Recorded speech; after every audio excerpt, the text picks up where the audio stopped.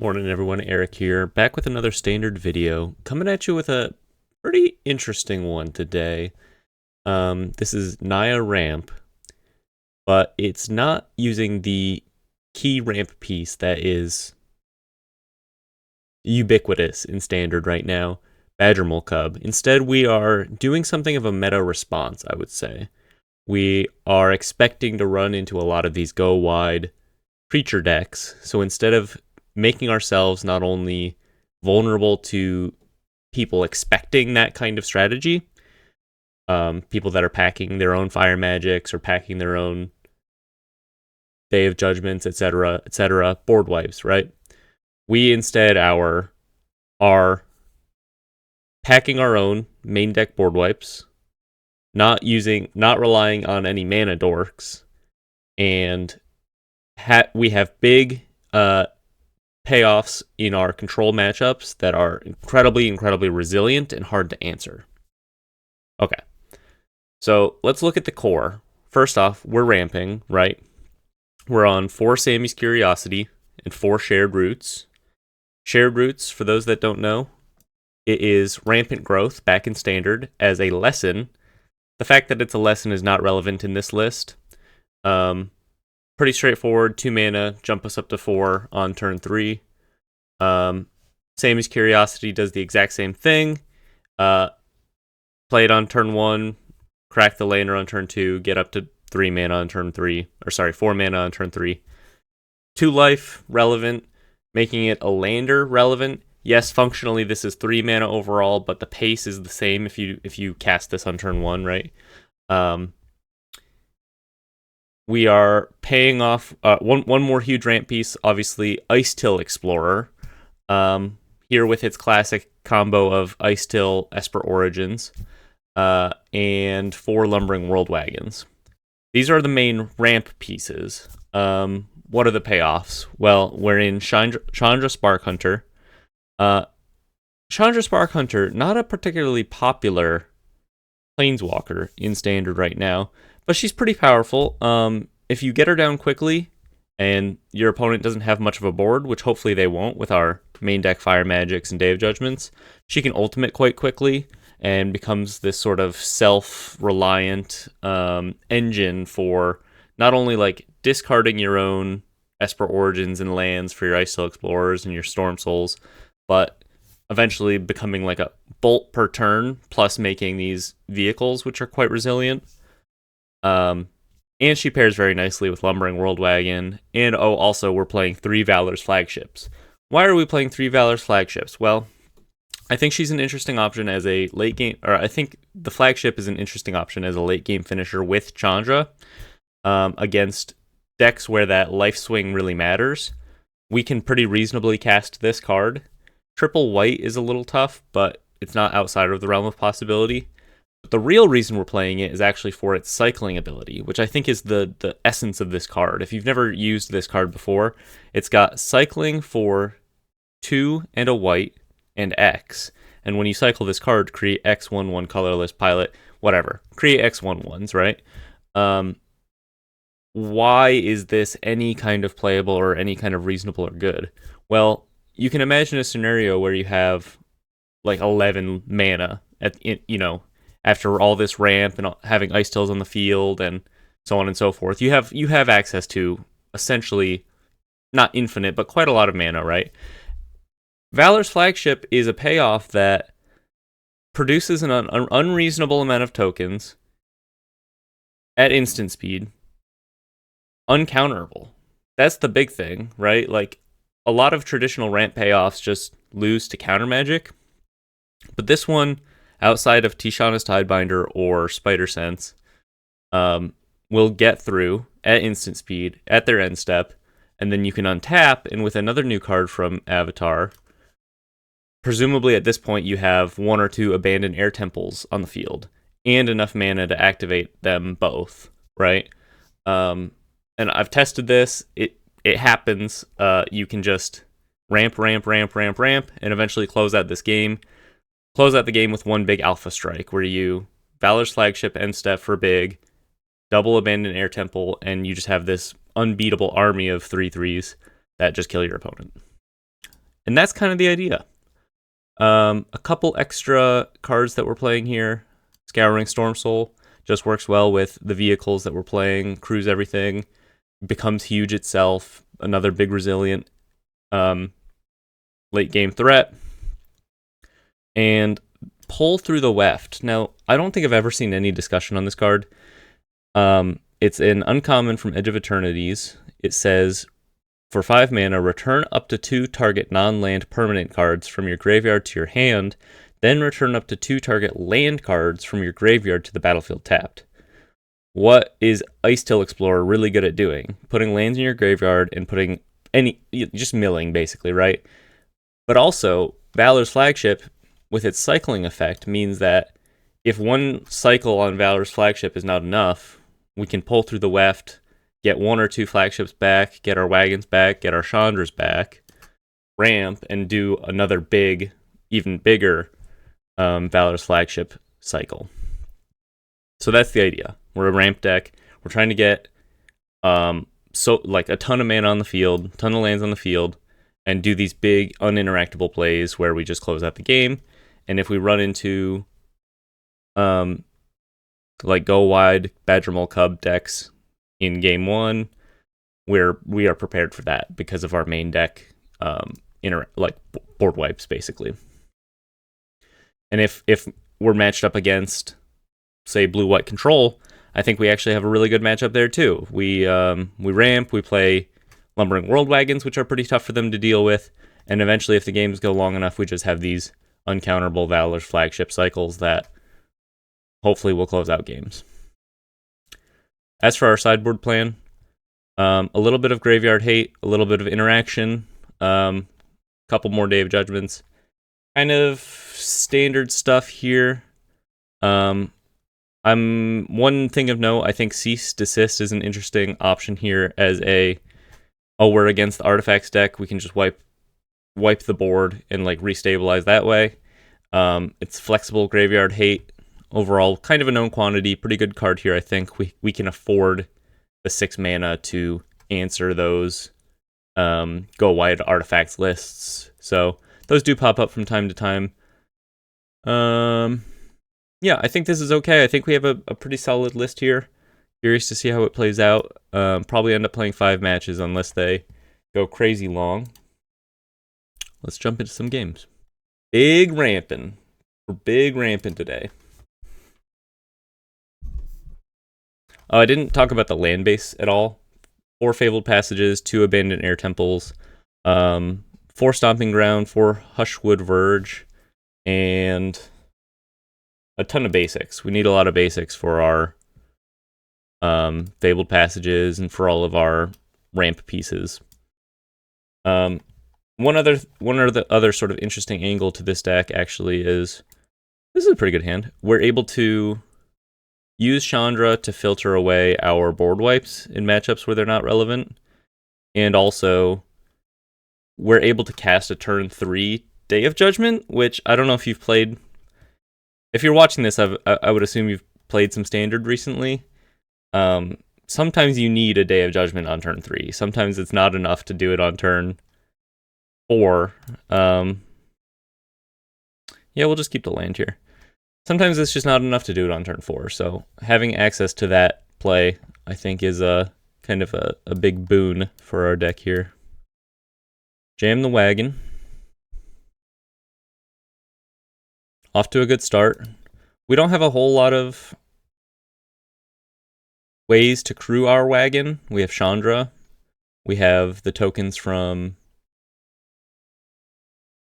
Okay. We have the tokens from... Probably not a great game 1 against this matchup. The tokens from the flagship, and we have Esper Origins Flashback, which actually is one of the best ways to crew the wagon, I think, personally. Okay, Chandra looks pretty good here. Chandra looks pretty good here. Let's go for that.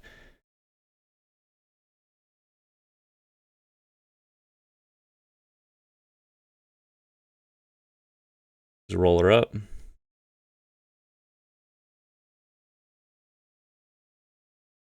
Not sure what kind of interaction they might be on. They're pretty well set up to use their Spider-Man. Let's try to dig for a Day of Judgment here. Might be the only way we stay in this one.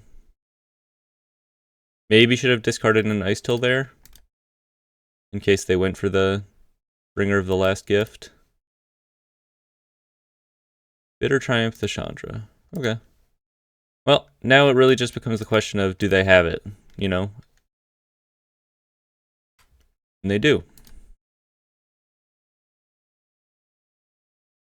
It's pretty good.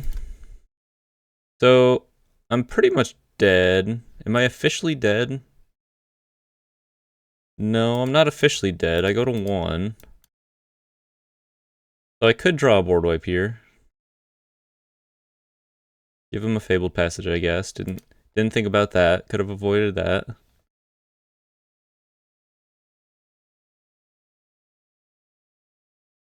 Okay. Move it on to game 2. Hey, sometimes that's just how it goes, but we're prepared for this. We have quite a lot of graveyard hate. Bring in the Day of Judgments, cut the Fire Magics, pretty straightforward.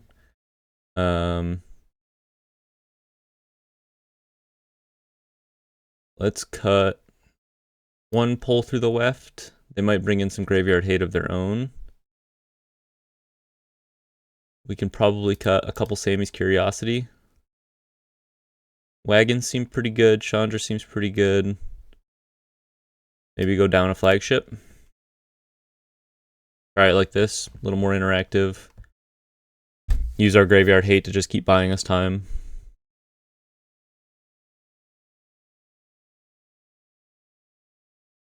Could have a good matchup here. I don't know. Game 1 seems tough. Game 1 against this kind of strategy is always tough, though. And you just kind of ranch them games 2 and 3. If you've got the right hate. Pretty good. Not gonna pass this up. Turn 3 Ice Till. Painted my nails black last night. Went to a party where the theme was that it was like a funeral, kind of. Death of her 30s was the theme. So everyone was in all black. Intimidation tactics. I'm not a fan of your tactics. Grab my Ice Till. I'm ramping. Let's just grab another plane so we have the option to Day of Judgment. Ice Till. My good friend. Not that good right now, but we could play it if we expected they have another Intimidation Tactics. I think it's probably not worth it. Let's just go for Esper Origins. Yeah, we can just jam a couple lands in there, sure, why not? Sets up our Ice Till very nicely. I'm gonna jam the Cease and Desist right now.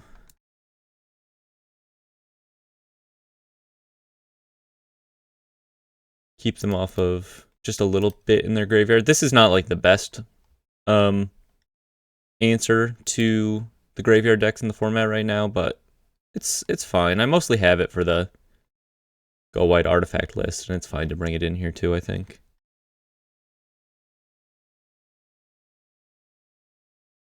Probably just gonna kill my Ice Till here. No problem. Bringer of the Last Gift. Okay. Well, they know about our board wipe. But taking them off of Arden here keeps them from doing sort of a big combo turn. Heritage Wreck. No problem. We're actually pretty close to just a nice, like, fair Valor's Flagship, Abandoned Air Temple kind of game plan. Let's just start hitting him with a vehicle. Nondescript vehicle. My Akira bike.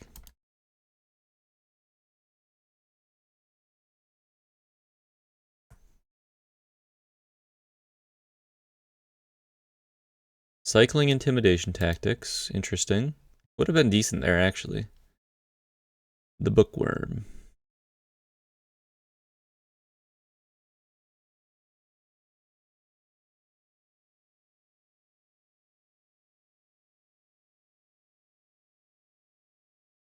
Ooh. I guess I just discard the Storm Soul, right? Pretty sweet.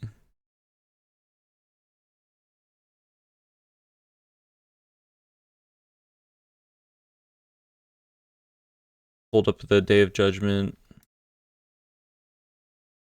If they go for the combo here, it's like not that good unless they have like a Spell Pierce to back it up, I suppose.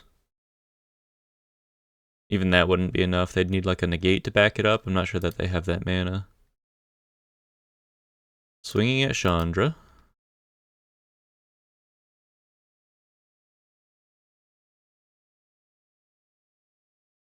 They have Heritage Wreck in their deck.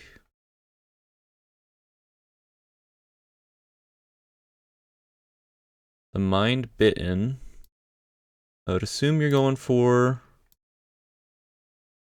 the combo here. Not going to respond. Okay. When you do exile, okay, well, I can just respond by getting it back.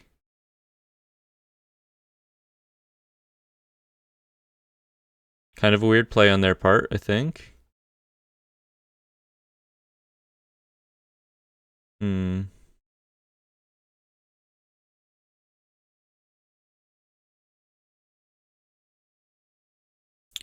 Discard the Esper Origins here. See, the discard piece on Chandra is really nice in this deck, actually. Just gonna swing in with the Storm Soul. I don't think I need to give up the vehicle quite yet here. Go for our big Valor's Flagship cycle. We can make 5 tokens, put counters on them. Another sort of synergy here is like if you have Esper Origins about to go into its third lore counter. Once again, I think this is all quite fine. About to go into its third lore counter. That's another sort of big anthem for our pilots.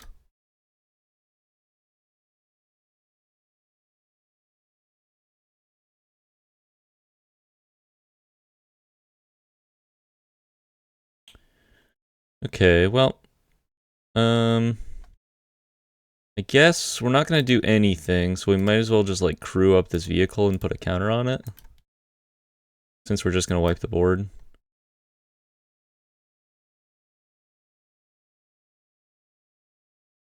Don't want to feed Valgavoth, so we want to think about that. Guess we just wipe the board here, play an Esper Origins.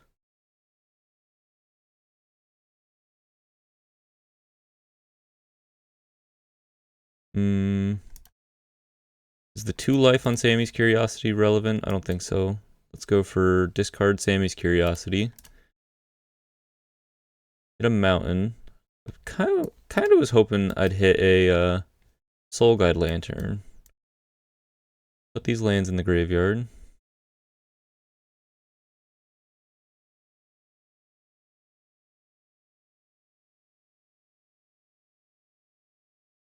Hey, board wipes and resilient threats. That's the name of the game. That's the name of the game, baby. Sweet. Yeah, I mean, we have another board wipe. I mean, it's board wipes and resilient threats. That's the name of the game right now. Keep wiping the board until morale improves. They still don't have haste. I get to bring that back the Scouring Storm Soul, but not super relevant.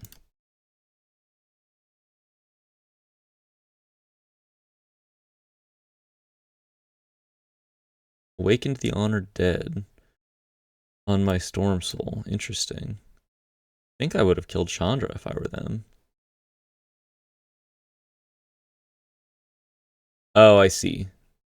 On account of Valgavoth. Well, who cares? Still doing pretty well.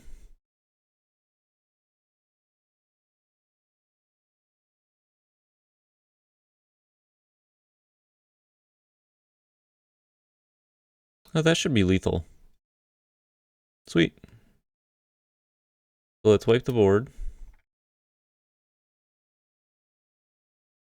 Play a World Wagon. It's big enough to kill you.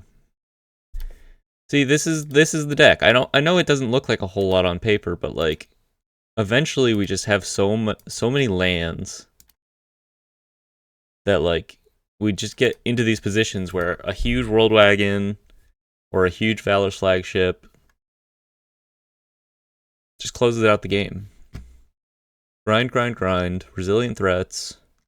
Wipe the board. Resilient threats. You know, huge resilient threats. By the way, these aren't your mama's resilient threats. They are swinging in for lethal, basically.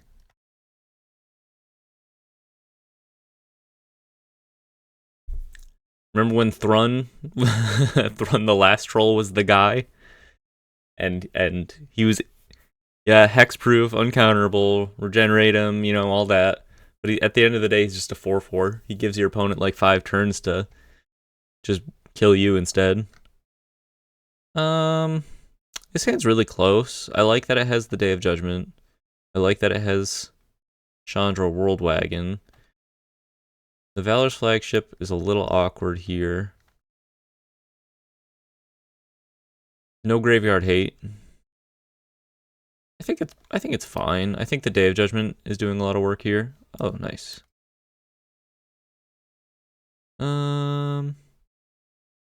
We'll just hold on to this for now, I think.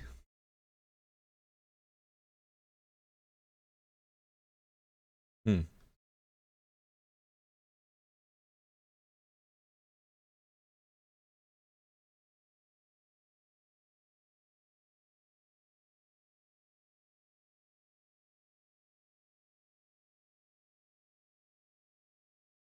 Hmm.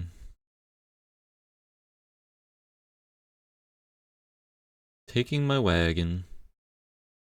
Okay, Hushwood Verge is a good draw. Let's just go ahead and play the Soul Guide Lantern here. We can cycle it if they try to destroy it. Well, the interesting thing about this little move here, actually, is if you kill your Soul Guide Lantern in response, they have to target their own Awakened Honor Dead, which like keeps them off of the mill. So it's all kind of just fine. it's actually like a great trade. They give up a whole turn, benefit 0 from it.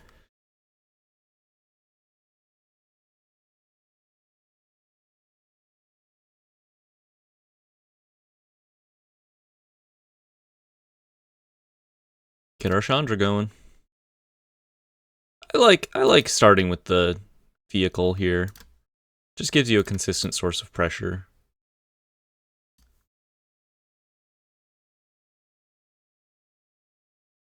What can I say? Board wipes and resilient threats. That's the name of the game, gang.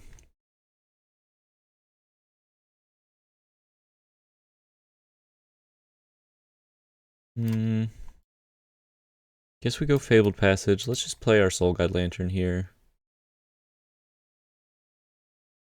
No need to get silly. Start rolling up the Chandra. I'm not gonna discard anything. Or sacrifice an artifact. Just keep it exactly as it is. We have a solid game plan. Bring back our Storm Soul here pretty soon. Soul Guide Lantern on the field.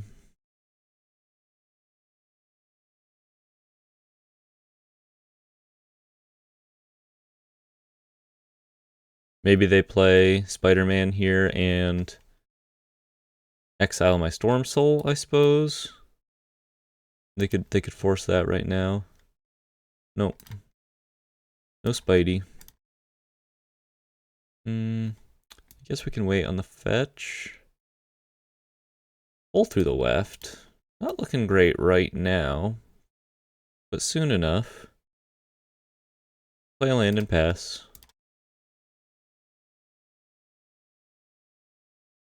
Not looking terrible. Can get our Soul Guide Lantern back if we need it. Could get 2 Soul Guide Lanterns back. Kind of interesting. Okay. We'll go ahead and exile their graveyard. And then I suppose... So if I Scouring Stormsoul in response here, they can kill it and then resolve the Caballero. But I think I just want to let them put this on the stack. And then I respond by getting it back.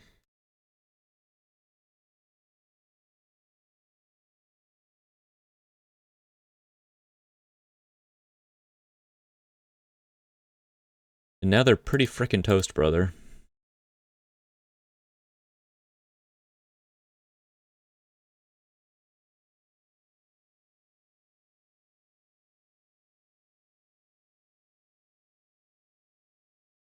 I guess let's pull through the left here. Get back both of our Soul Guide Lanterns. Get a Fabled Passage.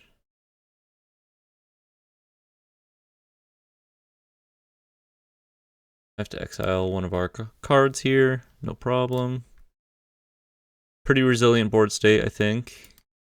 Keen-Eyed Curator. Not a huge deal.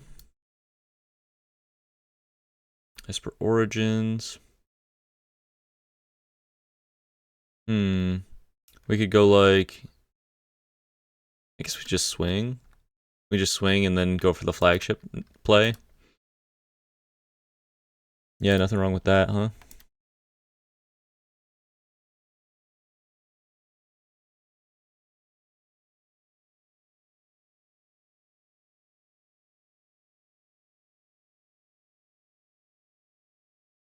We're not that susceptible to graveyard hate. Obviously, we have like great payoffs in our graveyard, but we can also just do a lot of stuff. Like it's not like we're 100% reliant on it, which I think is quite nice. You get another Caballero. And you lose, pretty much. Not seeing a way out of this for you. Sweet deck. Good start. Beating one of the stronger contenders in the meta. I think this deck is just very, very soft to graveyard hate, so not a problem for us here.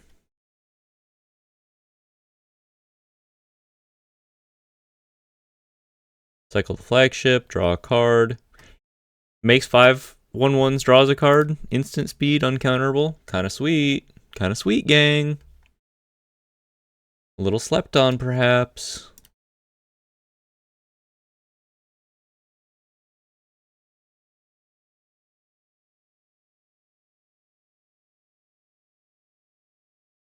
Match 1 in the books. Sweet deck. Big fan. Big rampy. Not, you know, it's it looks like a pile of garbage because not a whole lot of people play these cards. It is held together by the fact that Icetail Explorer is just so good at ramping and generating card advantage. I know that wasn't like a huge Icetail game for us or match for us, but it's the piece of the puzzle for decks like these, I think. If you want to be a big value green sort of control deck, you got to be on Icetails. Pretty good hand.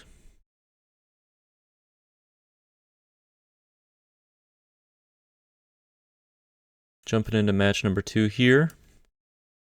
Lead on our Stomping Ground tapped. Some kind of black-white deck. Perhaps that means our Fire Magics will be good.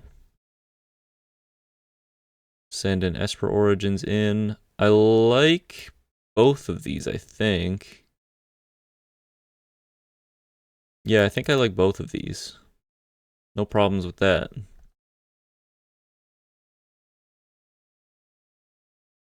Oh, I goofed a little bit, though. Yeah. I think I wanted it all, and it led me to having less than I could have.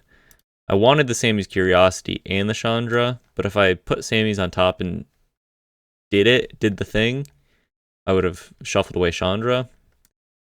But Based on how like slow they're playing here, I kind of feel like Chandra will be pretty good. Let's go ahead. Let's see if they have removal for the Ice Till here.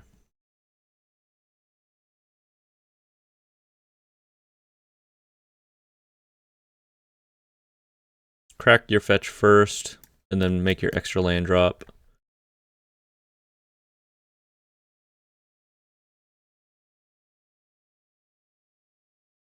They are doing nothing. What could they be up to? Is this the Beseech the Mirror Tokens deck? Could it be? The End?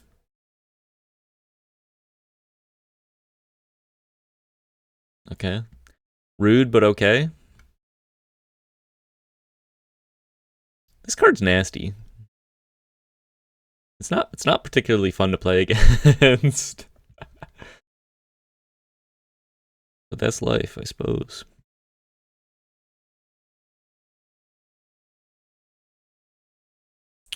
Jam our Chandra. Discard this Esper Origins. Grab another Plains here.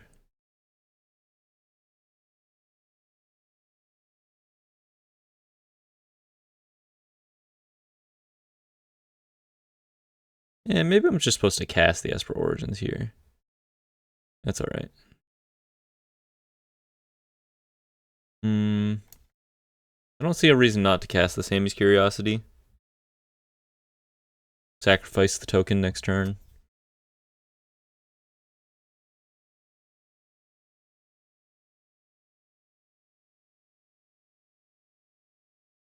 Not really sure what our opponent is doing. Demolition Field. That kind of helps us, because now we can activate the Lander token if we wanted to. They're going to try to, like, exile all the Stomping Grounds from my deck? Is that the name of their game plan?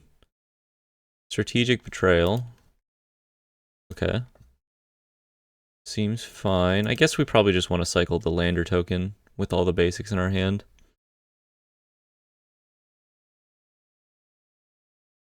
I'm not sure that it really matters, actually.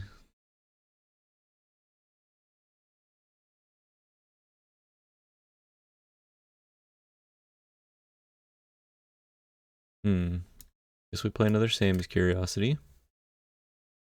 And hold up a pretty big Fire Magic here.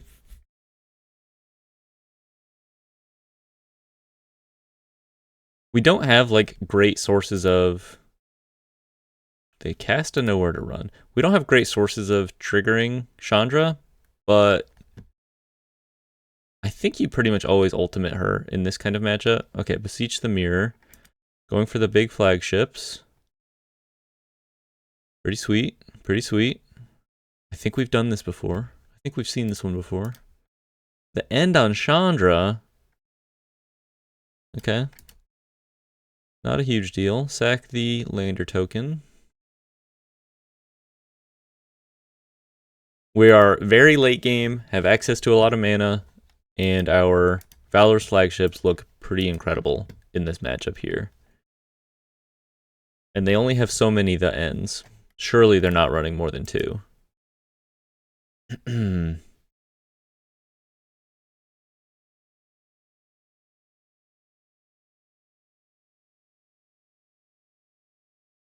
Have a lot of good top decks here.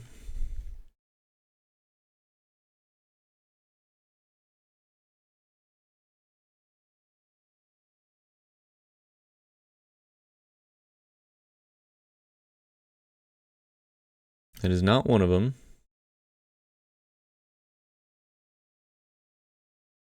We can hold on to the Abandoned Air Temple, play around more Demolition Fields, I suppose.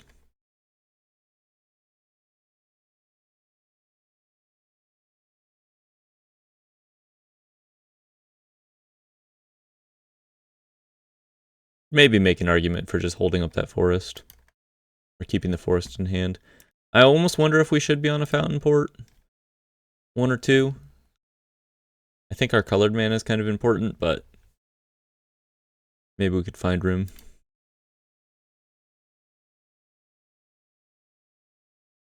Restless Fortress, pretty slow.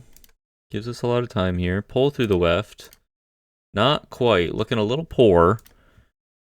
Could be good once we get some Esper Origins or other ways to fill our graveyard. No more Ice Tills, unfortunately, for that purpose.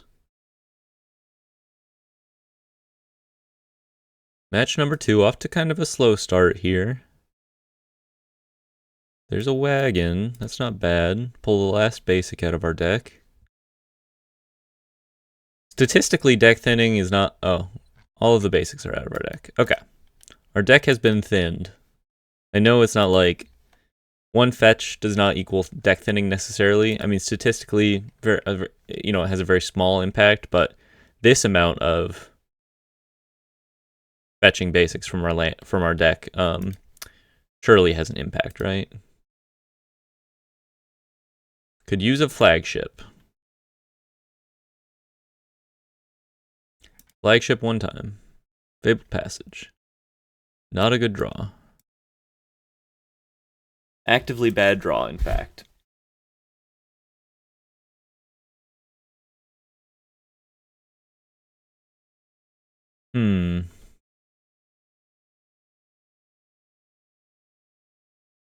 Could use an Esper Origins. Bring us right back into this thing. Firing up 2 Restless Fortresses. The most boring match of all time. My game plan is to attack in with Restless Fortress. Okay. Yeah, it's all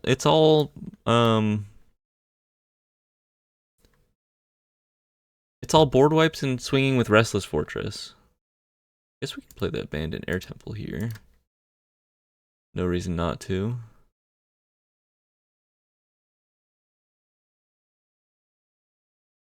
I'm not quite dead. Can Fire Magic a fish.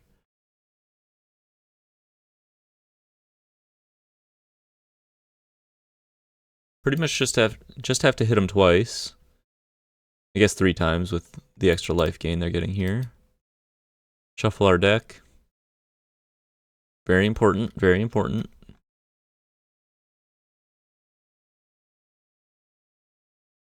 They can't block this Storm Soul quite yet. They probably have removal for it. Ride's End, fair enough. Everything exiles. Must be a Ketramos list. I'm finally putting 2 and 2 together. You just don't see it too often. So every time I play against it in Standard, I'm like, oh yeah, Ketramos.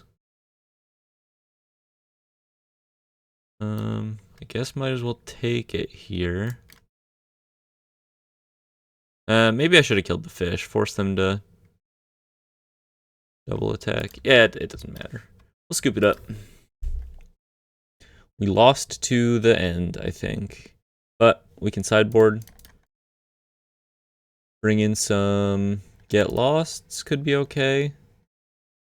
Bring in one more flagship. I think we just kind of want like the Cease to cycle through our deck a little better.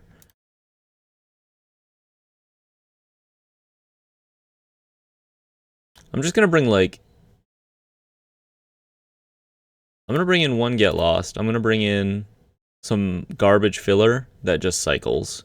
I don't think we need the Day of Judgments or the Fire Magics. I think we go all in on just trying to be our best proactive self and hope they stumble.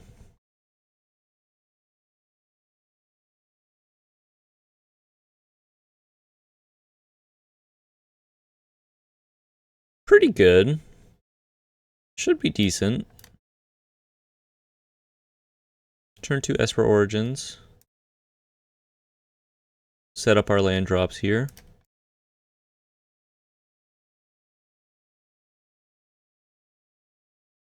Got the flagship in hand, seems nice. Got the Abandoned Air Temple. Could use another green source. Do we want the same as Curiosity at this point? I think we'd rather just cast the Storm Soul. Answered pretty cleanly by a strategic betrayal. But we are the aggro in some capacity here. We are the beatdown.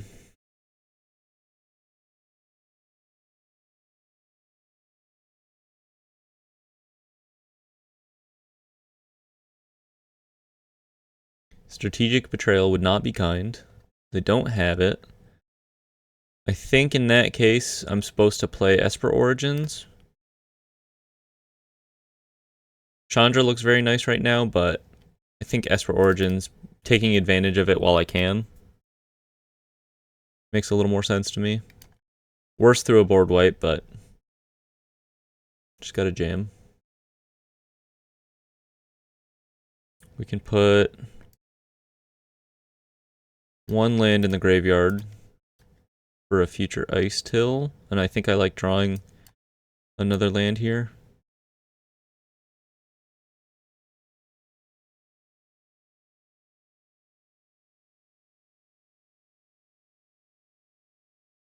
Maybe I'm just supposed to take both lands with the flagships and the Chandras. Ketramos, not a huge deal. Just kind of beating them down. We can... Could just cast a Valor's Flagship and activate it with Chandra next turn.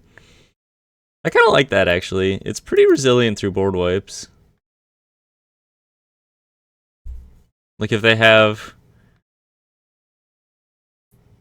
And we can crew it with the Esper Modwin. Okay, that's kind of interesting. Like, if they have the 5-mana board wipe where you collect evidence, I can never remember the name of that card. This just beats that, so puts them to 7.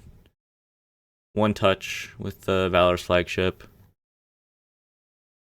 Okay, so they have some extra life here.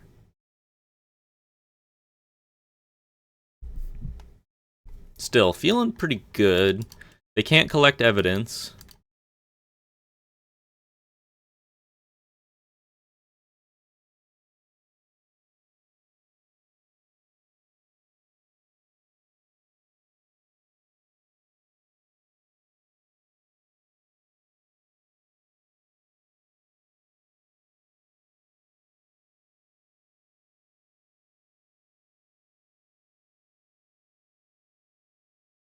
In the tank. Trying to understand why I'm doing what I'm doing. Ong's Iceberg. Seems good.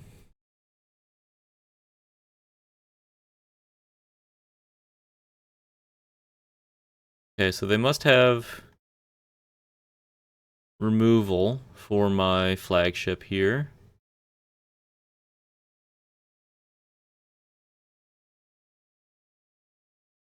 Let's play a Chandra as well. Swing with my nondescript vehicle as well.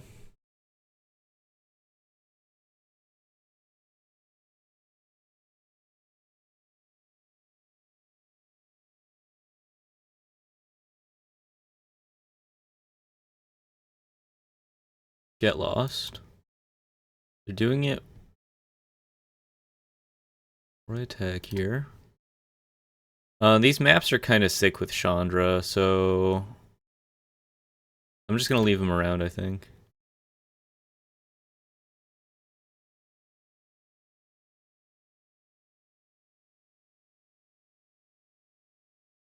Okay.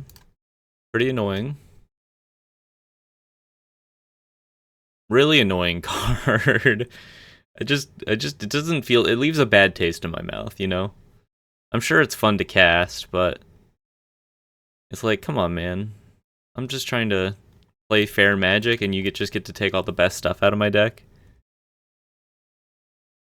They're one away from the Ketramos being online. And I can get lost to the Aang's Iceberg.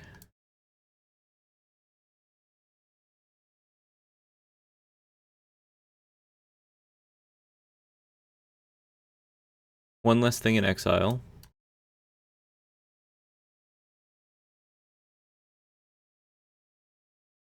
I think we fire up the nondescript vehicle. See if we can get some maps on it. Swing that way.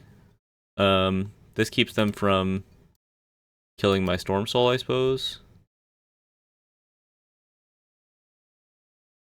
Ice Till, good draw.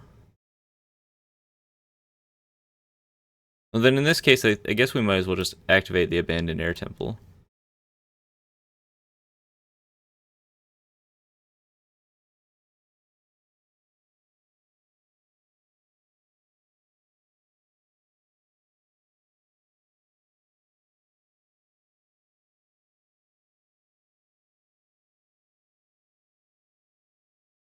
Ah, turn on their Ketchermos. Okay. Not a great result for us here.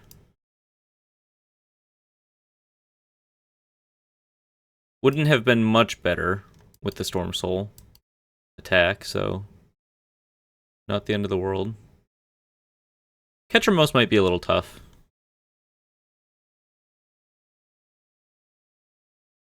Ang's Iceberg.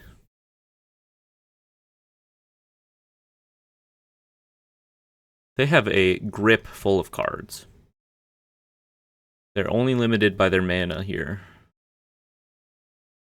See what they do. They fire up the Restless Fortress.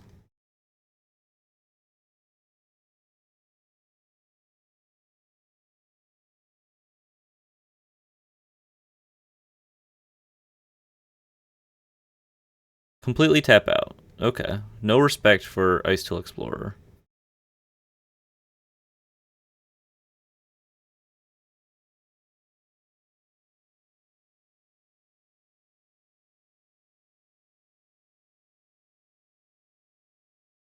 Let's mill some cards.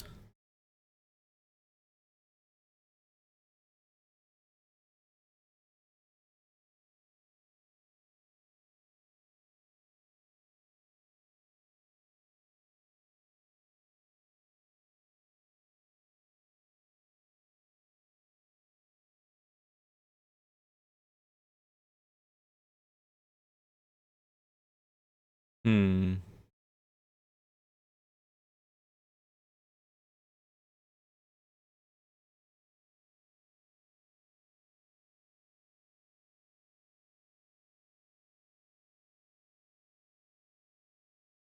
Guess we map here.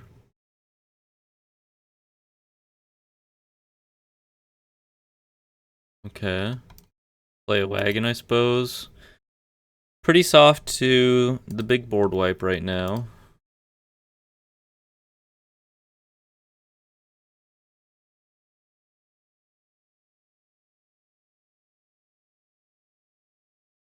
I have a feeling we're not long for this world.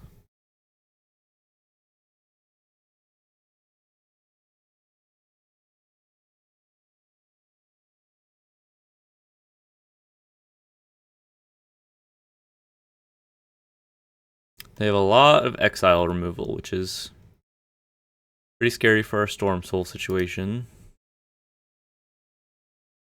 Not sure how this deck survives the Badger Mole Cub meta, to be honest, but it's quite good against what we're doing. Would love to see some flagships. Kinda sucks that we milled over one there. Beseech the Mirror.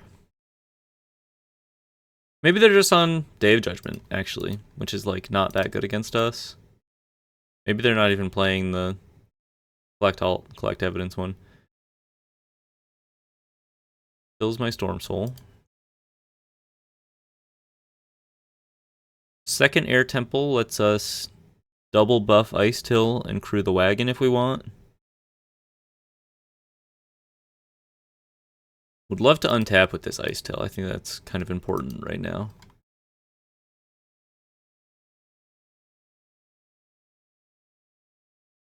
Not sure how likely that is. Swings at us.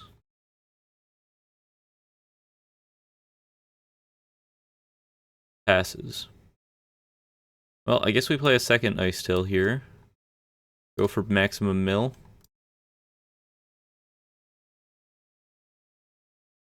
I guess maximum mill would be Fabled Passage here, but I think I'd like to get this in play.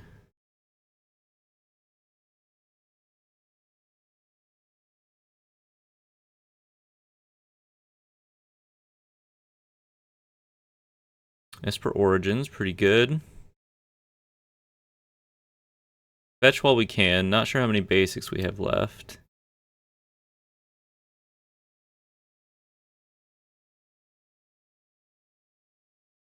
Not going to risk it. Just going to play a basic forest here.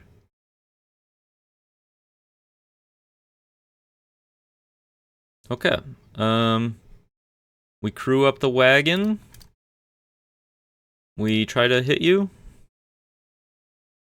I'm going to assume you have removal. Oh yeah, you kept the Aang's Iceberg around. Okay. Play an Esper Origins. Hold up Temple activation, perhaps. Gaining a little life here. Would love to hit a flagship. Flagship would seal this up pretty nicely, I think. Another Esper Origins is pretty good, though.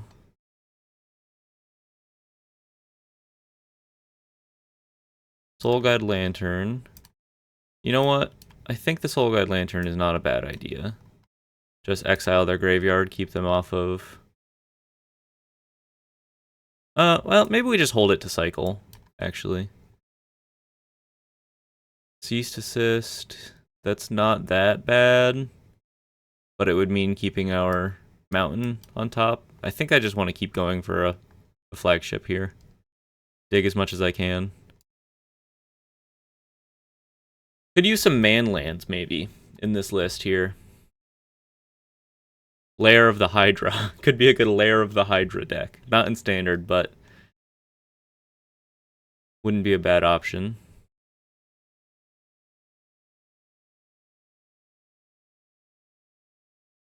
There's Deadly Cover-Up. Chose not to exile their graveyard. Let them collect evidence here. We'll see what they hit. Probably going to go for the Valor's Flagship, if I had to guess.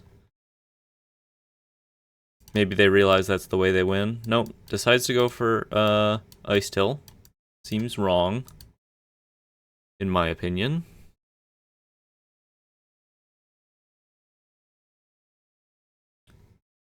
They don't have an incredibly fast clock here. And... well, they're losing quite a lot of life. And I think if we hit the flagship and manage to resolve it, they're going to be kind of hard-pressed to... not resolve it. Manage to untap with a big board. Go for another look. No, but we can go for another look. Exile their big stuff. There's the flagship. Play a mountain. Even with cycling that stuff, we can flagship for 5, 6, 7, 8. Flagship for 8. Double buff. 24 damage.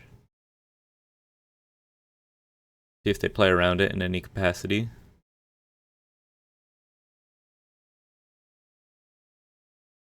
Outrageous Robbery for 8. That's almost enough to get me. It's interesting that they're doing it on their turn.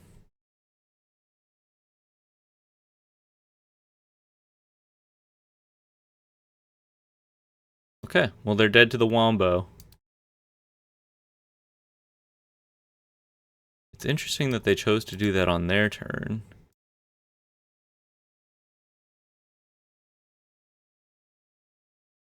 Now they will learn. They will learn the true power of Valor's Flagship. I summon you.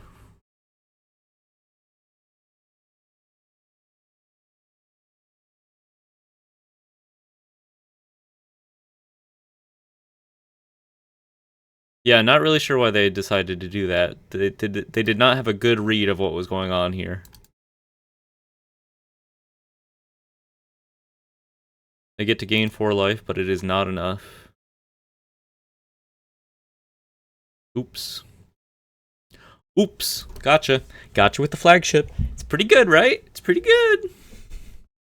Going into game 3. Happy to see a game 3. Get Lost is probably a little better than Cease and Desist if they're on Aang's Iceberg.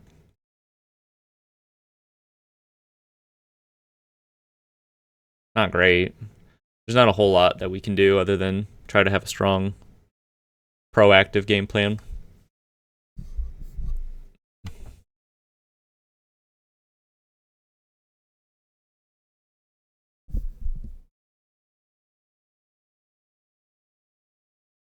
Got them with the flagship. This is really not that bad. I think I'm gonna keep this. I like hitting our land drops every turn here. Not a whole lot of action, not the strong proactive start I mentioned, but I think the fact that we like just get to hit all of our land drops is pretty ideal. Set up our draws with Esper Origins.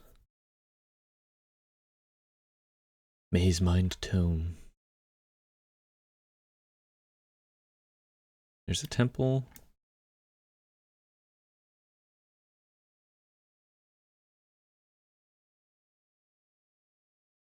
One on top. There's a Chandra. Dump a Get Lost here.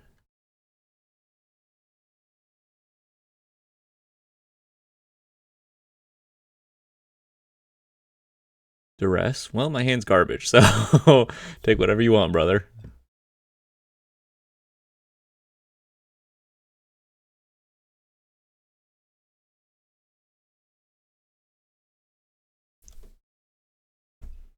You got it, dude.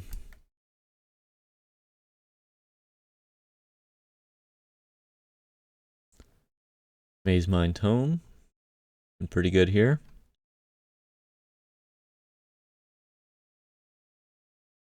The Realm of Ko. Yeah, that's what we need, actually. It's not a man land. We need to be playing the Earthbend Bossing Say. I just realized I saw it in one of my test matches earlier, and it looked pretty good. Seems like it would pair very nicely with the Abandoned Air Temple.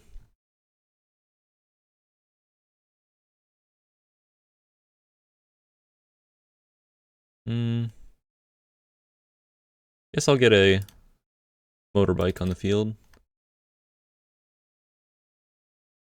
They're probably just gonna kill Chandra, or the end Chandra. You know, what can you do? Would love to see an Ice Till Explorer. They're going for big draws off Ketramos.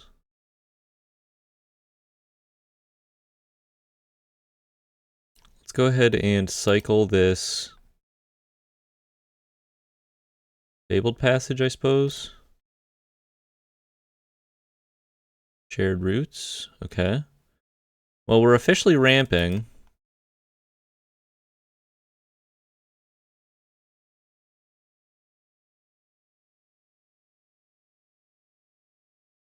We are officially ramping.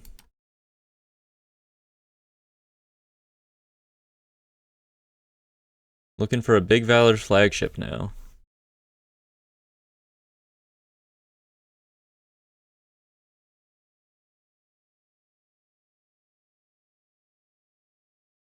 Get Lost looking poor right now until they play an Aang's Iceberg. Duress.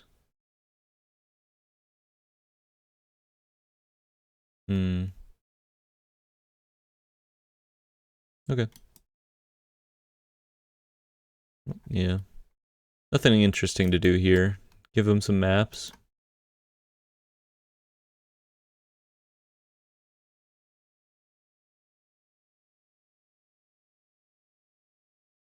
I don't think we're going to activate the lander. I think we want to sack it to Chandra now.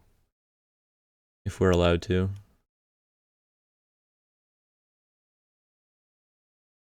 Only on three Chandra, so the ending it won't turn on their Ketramos. What is their hand? That they're just kind of not jamming anything here. Could be 6 lands. They have 6 lands in their hand. a statistical anomaly.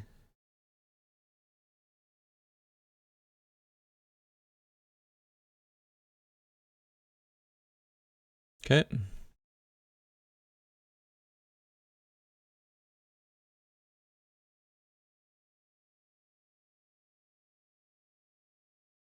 And with our guy.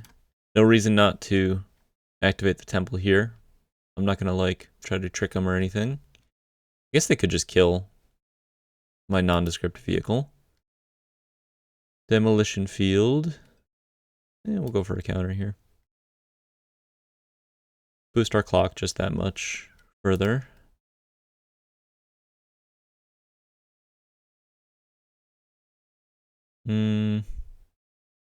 Doesn't really matter what we grab here. I guess we take a mountain. Not super relevant in this match.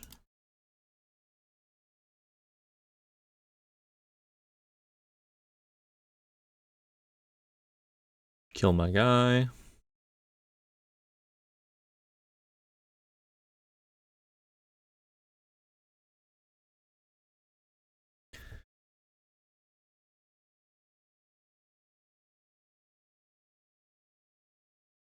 Maybe Fountain Port is better than the Bossing Say. Because it can make like an artifact if we have Chandra Emblem and like just making tokens for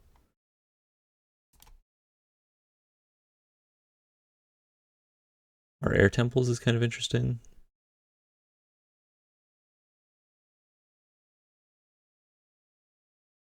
Okay.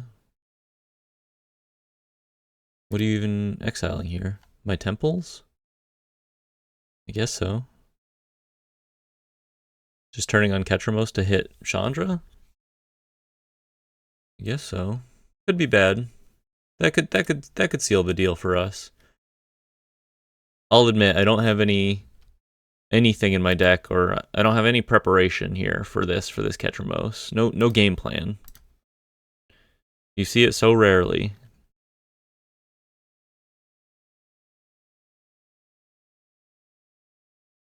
Not necessarily a good test match for that reason. Valor's flagship. Interesting. Could just hit him with a big resilient flagship. I think that could be better than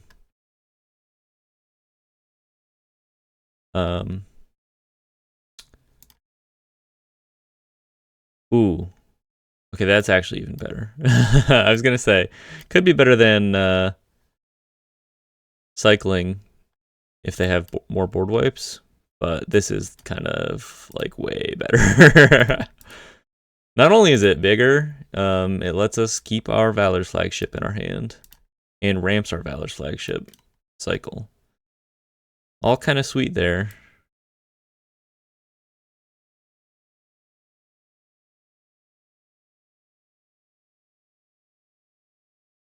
Okay, fair enough. Ride's End hitting vehicles. Secret tech only Maz 096 has discovered.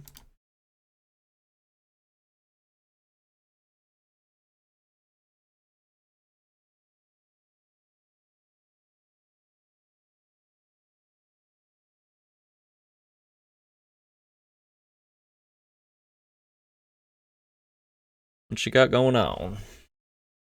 I think we're more likely to cycle the flagship now. I mean, not right now, but next turn with all the extra mana. Not sure why I went for this Fabled Passage, it just felt right.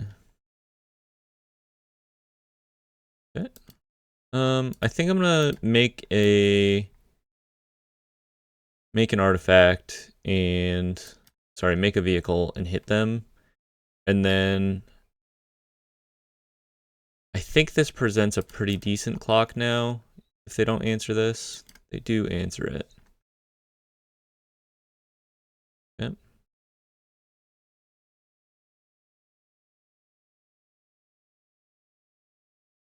It's not unlikely they have a board wipe. I feel like I just want to take advantage of the fact that this cycles. Give us a little more momentum into the next turn. You could maybe argue for like just casting this or discarding with Chandra. But it's just going to die anyway. I guess I could have double blocked. I don't know.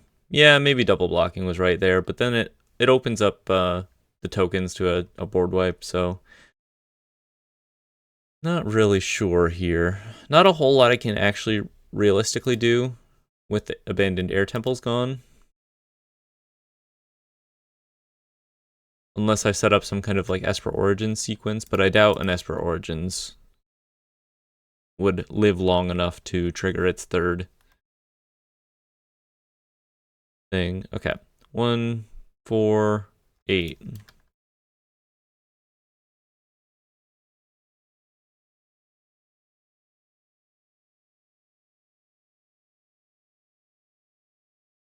Esper Origins, pretty good. Storm Soul, pretty good. Here's what I think I'd like to see. I'd like to see Esper Origins into putting a Storm Soul in my graveyard and like hold this while I have it.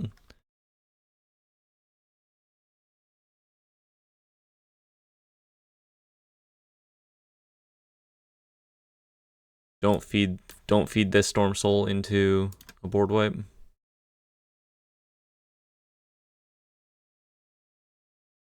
Get rid of all this.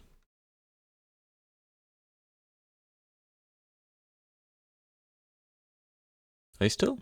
No.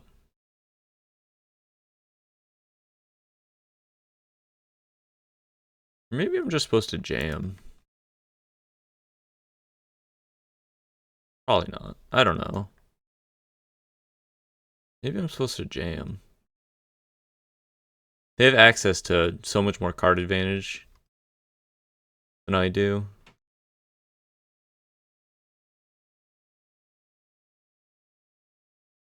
Scrying to the bottom. Probably would have kept a board wipe if they didn't already have one. Yeah, maybe I'm just supposed to jam. They keep saying that. Does it become more true? I think so. We still have Chandras in our deck. Let's hold the Stomping Ground for a cycle. Jam the Storm Soul. Feels right to me. Could be wrong. Feels right to me. Seam Rip. If they're seam ripping my Esper Origins, it means they don't have a board wipe.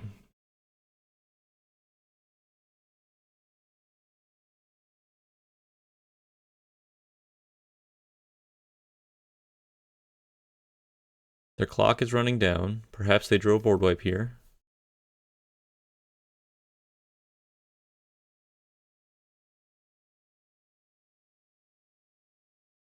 New Ketramos. I see, I see. Makes sense. Only left themselves with black mana. Shared Roots. Not a great draw. Not a great draw. I guess we're technically supposed to attack, so they'll gain 4, make a token, lose 4. Making them Fountain Port block is probably better than the alternative. Shared Roots, kind of a poor top deck. Wouldn't mind splashing blue for Winter Night Stories. Maybe we think about just going all in 4-color. We could probably support it. Would be a very, very good addition in terms of helping us cycle through our deck in these positions.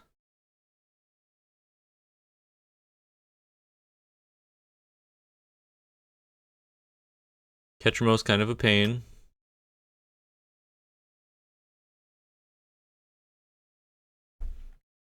Looking for another flagship. Looking for Ice Till Explorer. And now we don't attack, I suppose.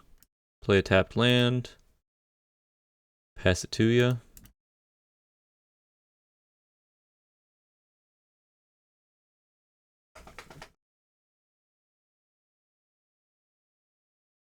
Maybe we're just supposed to play like a big dumb fireball in our deck.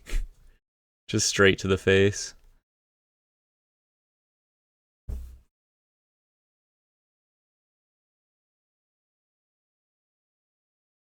Get Lost, not that good here.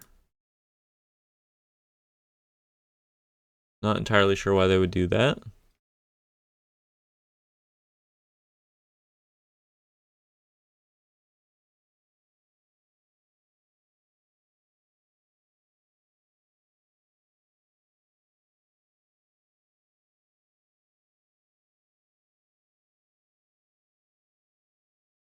I think you could argue that we should play like one united front. Is that what it's called?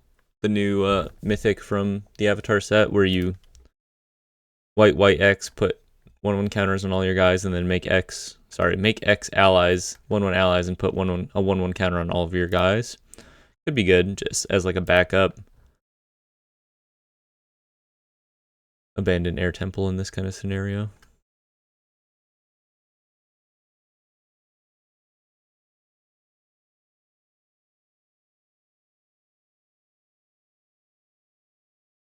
Could be collecting evidence. Go for a big deadly cover-up. That's the name of the card. Sweet art, by the way. Kind of one of my favorite arts right now.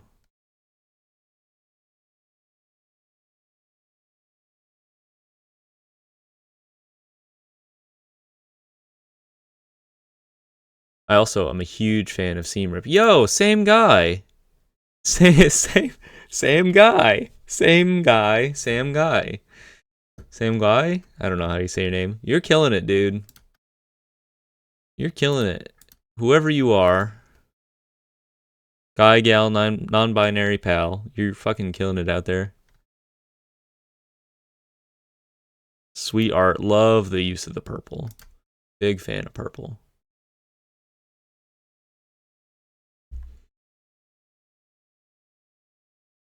Passing it to me after deliberating for a moment here. Not sure on our basics count. Could be a little more aware. Wouldn't hurt us to be a little more aware of that. Valor's flagship, pretty good. Let's go ahead and get some counters on our dingles here. Shared root's bad. Shared root's bad.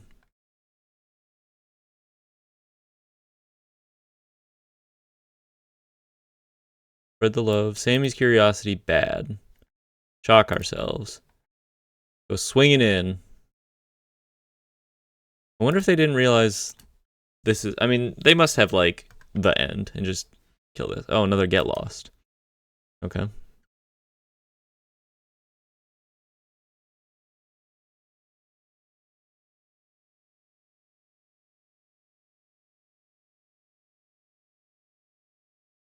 They are starting to run low on cards a little bit. And we have this Scouring Storm Soul, which they can't seem to answer with Exile. Struggling to find the answer here. I think we might as well just continue to map here. Definitely just going to go for the Storm Soul again. Delay for a bigger flagship. World Wagon's a pretty good draw. Let's just leave that there.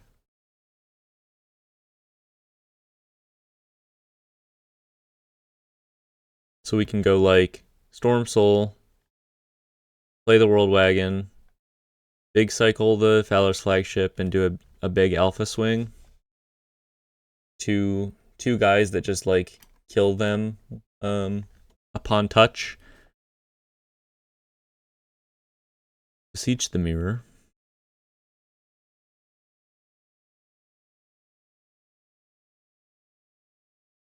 Probably collecting evidence here for a little deadly cover-up.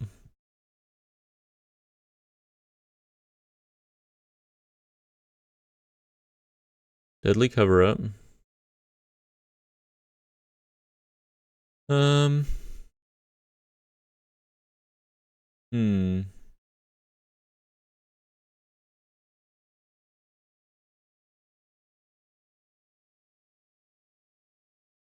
wonder if there's almost an argument for like just activating the Storm Soul for one more mana, playing the wagon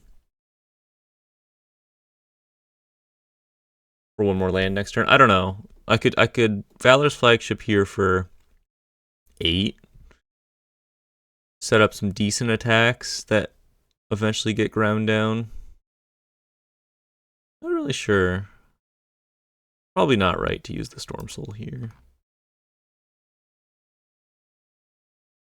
They took my Valor's flagship. Okay. That kind of makes sense.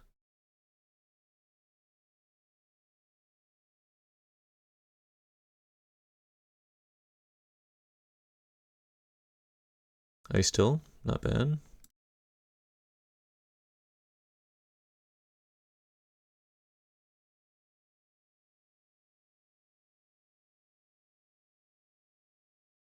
Might as well get another land out of our graveyard here. Save our Fabled Passage. Pretty good sequence of events here for them. Still have a Sandman in our deck, I believe.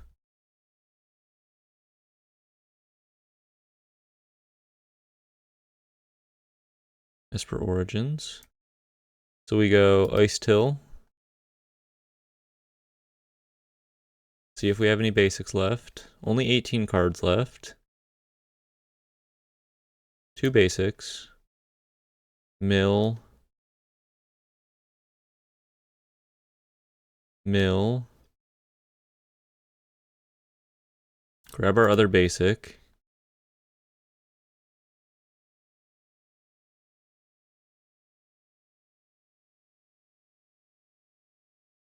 Surveil. Try to put a Sandman in the graveyard. Wagon's not that bad. It's not that good. I guess we'll take it. We're going all in. Pull through the left could be a pretty good draw. Yeah, let's just leave that on top.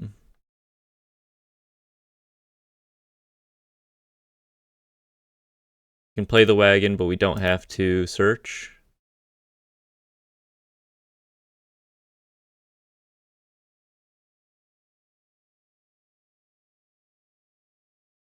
I have another land drop? Oh, right. Well, I guess I'll skip it. I think I want to draw that pull through the left. Day of Judgment.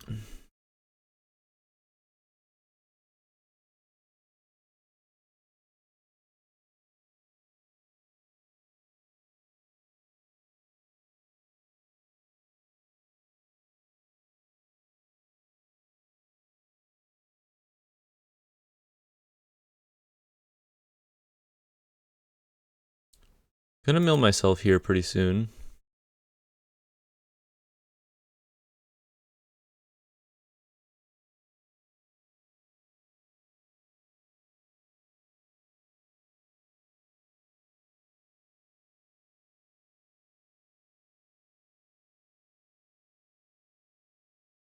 Go for a map, see if we hit Sandman. Chandra is a good draw. So let's just leave that on top. I guess we play the second Ice Till and hit him. I mean, they're gonna just block with a token, but we can make them do that.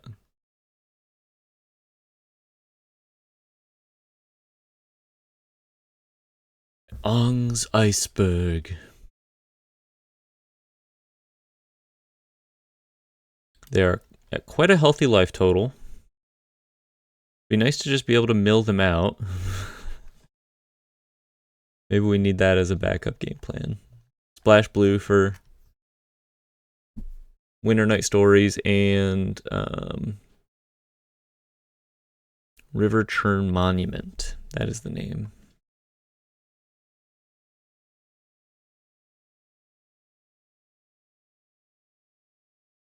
Chandra.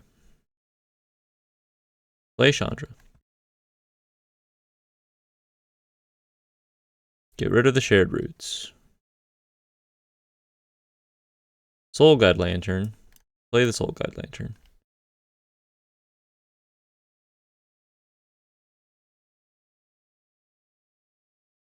Doesn't really matter what we hit here. Just trying to find... I don't know, do we have any wagons left in our deck? Could have a wagon.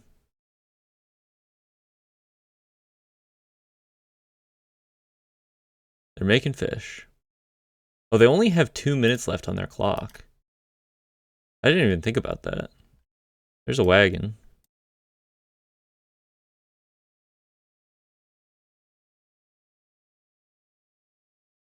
See what's left in our deck. Esper Origins is a pretty good hit. One more wagon, one more Chandra, one more Sandman. We need to hold back some amount of blocks. Might as well swing here. Would be nice if this wagon had trample.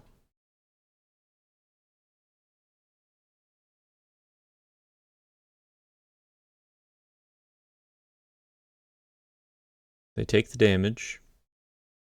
They're saying, I can kill you on the backswing. Look at all these tokens. Look at my fortress. Cease.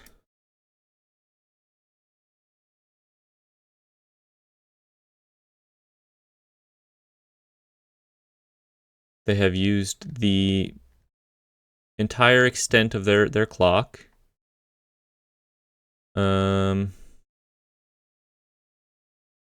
I am dead.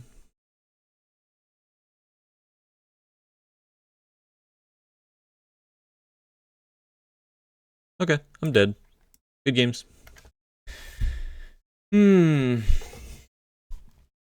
Tough matchup. Not the kind of matchup I like to show on video here, because honestly, just so grindy and a little boring. Little boring. Let's get a, let's try to find room for a bossing say, I think. I think I have one. With a hyphen.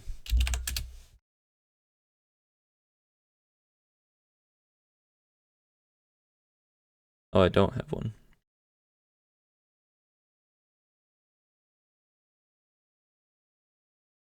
Okay, no problem. Try it out. Keep it rolling. I think the deck is sound in theory. That Ketramose is just a... You never run into it, and when you do, you're just never prepared for it. I don't think it's like a great list in Standard. Happened to be quite good against what we were doing. The lack of trample on our wagon was pretty painful there. Maybe we need to run some amount of Earthbender Ascension. Actually, one Earthbender Ascension would do a lot of work in this list, I think. Keep this hand. Sammy's Curiosity popping off.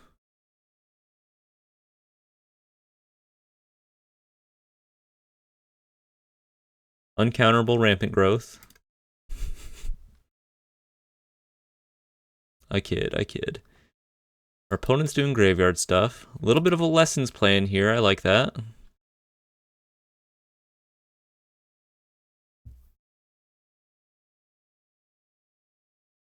Do they have the helping hand?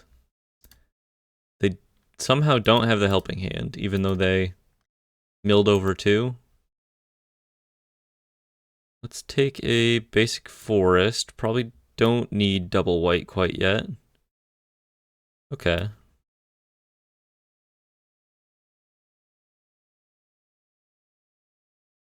We're ramping. Wouldn't mind some natty lands. Natty land drops.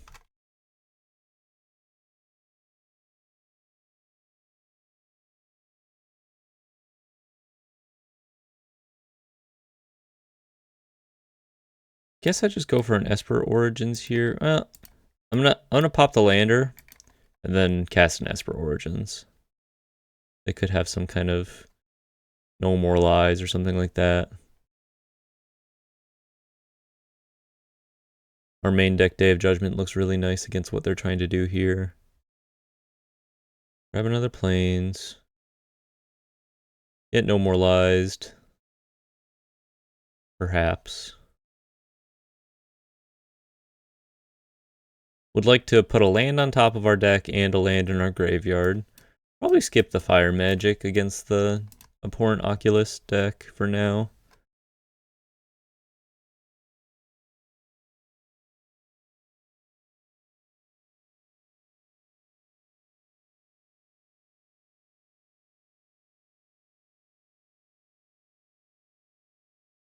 Helping Hand. Pass. A little weird. I think we like the wagon here.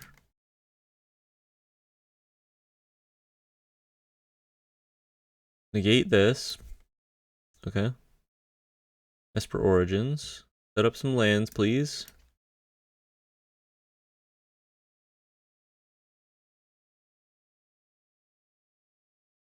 They are doing nothing. I guess we just go for an Esper Origins. Are you running Quench? Are you on the Quench game plan? I have a feeling they're on the Quench game plan. Accumulate Wisdom. Dig for a negate.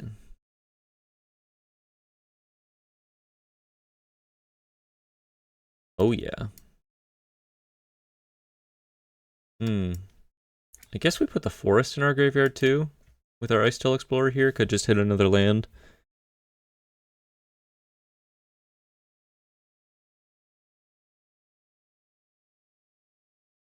Get Lost, okay.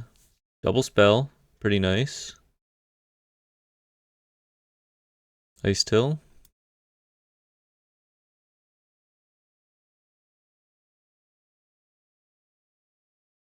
Cosmic Grand Zenith is so cool. One of my favorite arts here. Also. I guess we play an Ice Tail. I don't see why not. Still assuming they're on the Quench plan.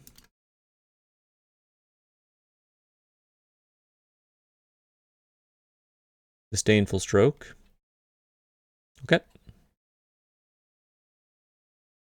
Being able to like trigger the Zeniths on my turn, that's pretty cool. You don't see a whole lot of decks doing that.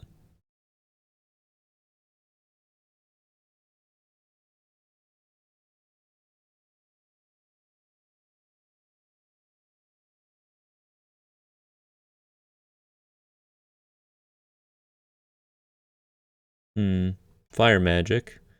Fire Magic for 2 looks pretty good here.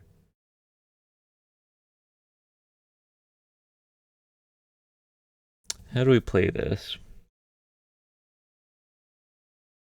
I guess we could just hold up, return the Storm Soul, pass, ramp us a little, see if they tap out for anything here. Nope.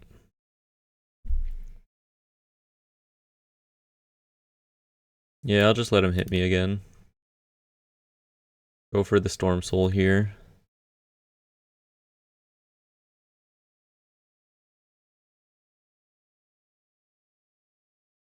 Maybe I'm supposed to Fire Magic, make him counter it, and then wipe the board.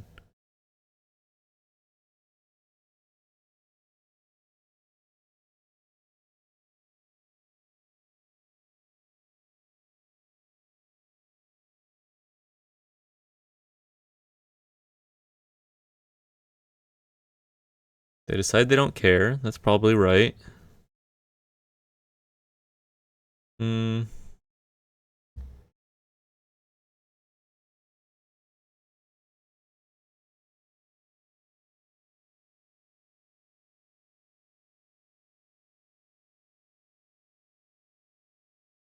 Bounce my Storm Soul. I think a Day of Judgment could get through. Or maybe I Fire Magic here for 2. They play a spell, put counters on their guys, and then I Day of Judgment. That's kind of interesting.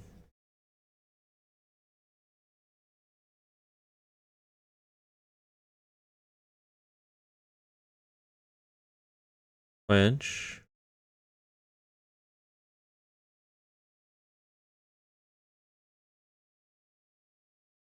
Do you have a Spell Pierce? No. I let them beat me down a little bit, but we have these Esper Origins to get back up to a pretty healthy life total. No lands in our graveyard for the Ice Till quite yet. Abhorrent Oculus has entered the fray. Pretty abhorrent. Fire Magic should keep things a little at bay here. Let's go for the Esper Origins. Put this garbage in my graveyard. Land drop. Maybe I'm supposed to play the Chandra this turn. I think roll her up. Put this other Esper Origins in my graveyard and then threaten a big attack with Valor's Flagship next turn. Let's just sack a map instead. We could use the life gain from the Esper Origins, perhaps.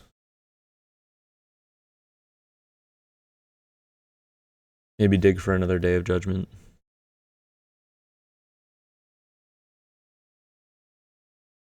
Kind of a weird land situation. I mean, we've seen half of our deck and only 1, 2, 3, 4, 5, 6, 7, 8 lands. You do the math.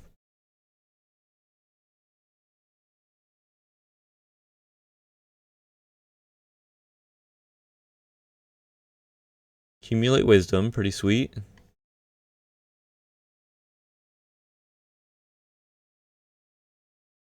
Yeah, I'm interested in seeing more Lessons decks pop up that aren't just the obvious, like, blue-red iteration. Bounce my Esper Origins. Perhaps kill Chandra? No. Put me to 1. Restless Anchorage. They're not going to expect this Valor's Flagship, but I'm not sure that it does enough. 1, 2, 3, 4, 5, 6, 7, 8. I can go... If I draw like a land that doesn't hurt me, I can also Esper Origins.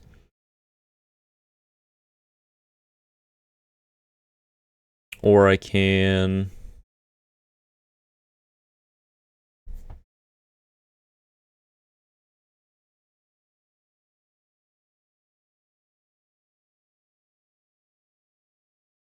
cast 2 Esper Origins and then flash it back.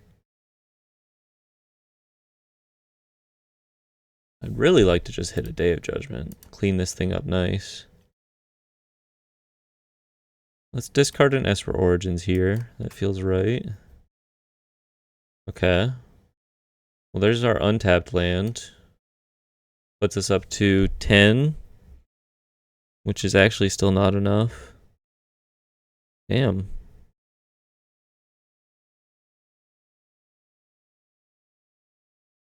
I guess I have to cast an Esper Origins. See if I can... Fabled Passage? No. No,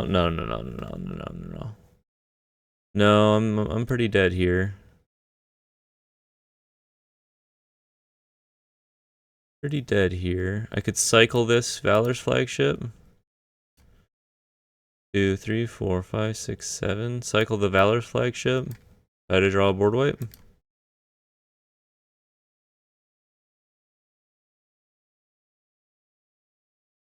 No, okay.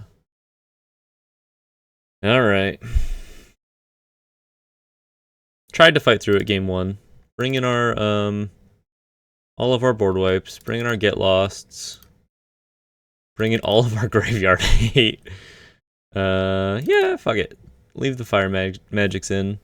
Let's cut the... I kind of think Shared Roots is just worse than Sammy's Curiosity right now. I think the life gain is kind of relevant, and this is going to be a slow, grindy matchup anyway.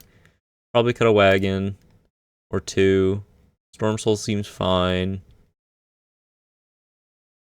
Very bounceable. Chandra, the Valor's Flagship abandoned Air Temple plan seems pretty sound here, I think. Cut a pull through the left.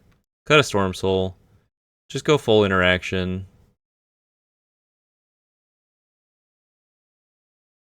Yeah, cut another wagon. Cut another pull through the left. Leave all the Ice Tills.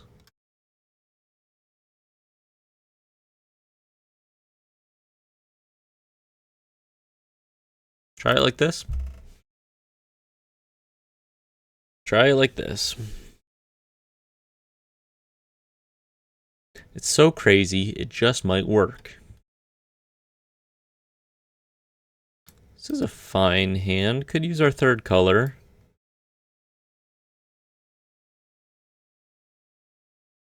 I like the Day of Judgment. Ice Till, not bad. Could use a Fabled Passage. Okay. Probably just going to cycle that one. Maximize our land drop potential. Not great hits for them here.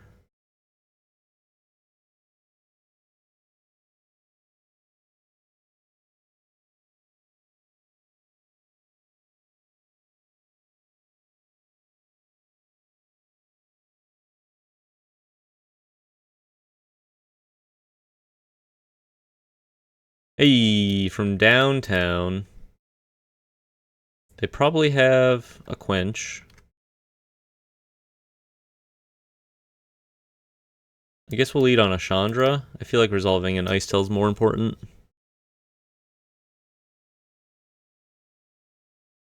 Disdainful Stroke. Okay. You can't counter everything forever. They're trying to high roll.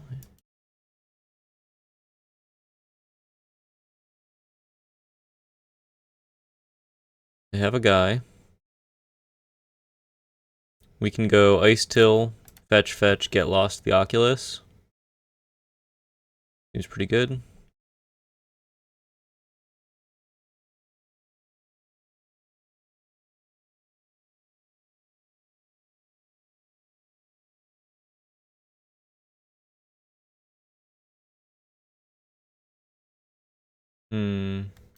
Guess we just play the forest. I don't think it super matters. Get lost now to play around Quench. / negate. And now we're in a pretty good position, actually. We've really unlocked our mana, which makes it hard for their counter magic to be particularly good against us. And we have an extra Ice Till to be able to continue to go through our deck. We can Day of Judgment this board already. Seems pretty good. Would love some graveyard hate, I think. They manifest another Oculus, and they're so brazen about it, too. They're like, haha, look at me. Cease and Desist is a good draw. Let's just wipe this board here. Player land drop.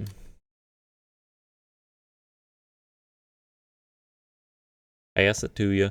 You could maybe argue I should just, like, hit the Oculi now with Cease and Desist to play around counter magic, but it's fine. I think they're going to counter this. But let's make them have it.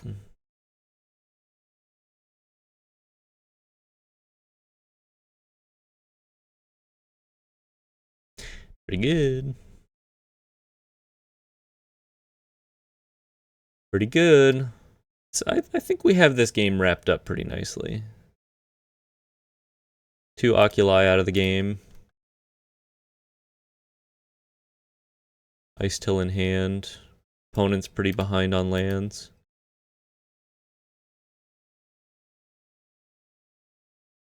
Start going through our deck a little bit here. Try to hit in Esper Origins.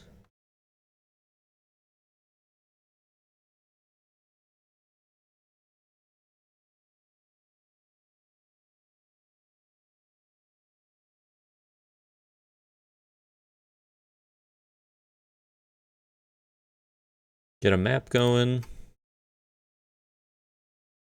Pass. Get a map going. Yes.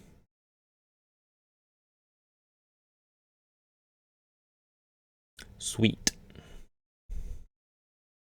Fire up the Anchorage. They have nothing going on.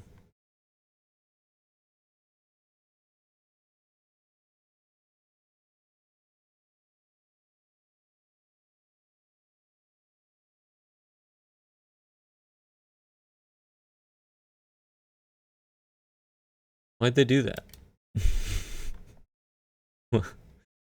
Why are they a bot? Are they a bot? Dump some lands. Ooh. Okay.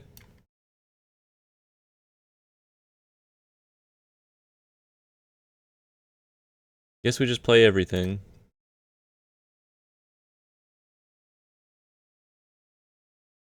Nice.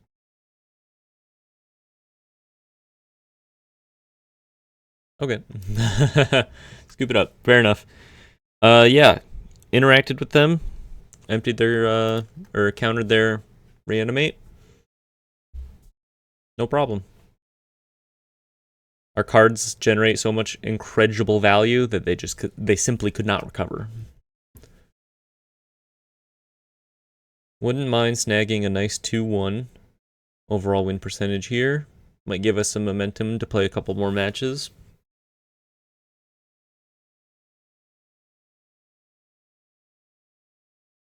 Gonna keep this hand, for sure. Has great mana. Relevant turn 1, 2, 3 plays. I mean, I'm not gonna play the Lantern quite yet, but relevant plays all around. Maybe I should play the Lantern. Is that crazy? I think I'm just gonna play it. They could spell Pierce, but I think having access to this, like an uncounterable Soul Guide Lantern activation, seems pretty ideal. Run out the Esper Origins. Malcolm. I like Malcolm. I think Malcolm's a bit of a slept-on card. Dump 2 lands in the graveyard. Love to see it. Threatening World Wagon into Esper Origins. Swing. Fabled Passage. Bit of a weird one for them here. Perhaps it's a budget option. Not the best land for a 2-color deck with no landfall. No problem. We know all about budget options. As a relatively free-to-play player. No counter magic for my wagon. Off to the races. Why do people hate Aether Drift? Why do people... Why is it spoken about like people are not into this? Do people not like vehicles? Generally, I think people don't like vehicles. I guess I would say that's true. Generally, vehicles are not particularly strong, but they made some decent vehicles in that set. I think World Wagon is an incredibly fun card. Feels really good to like ramp when you play it and ramp when you attack with it, and it gets ginormous. It's the kind of card I'm really into. I thought the themes were kind of fun. I thought maybe like speed as a mechanic is not it, but overall, I have positive impressions of the set. Let me know what you think, how you feel about that set. I'm just going to cast an Esper Origins here. Not going to play around. No more lies. Not going to play into this negate. Could get a second Soul Guide Lantern. I think that seems pretty good. Play a land, pass. I guess we have to answer the Malcolm eventually.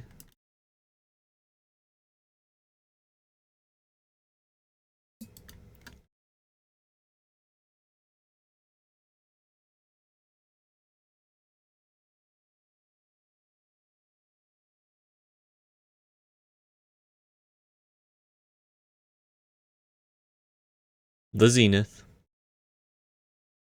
Decides not to tap out. I guess we make them negate this.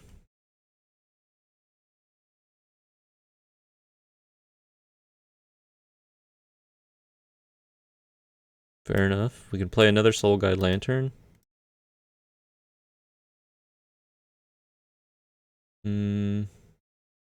Guess we exile a lesson here.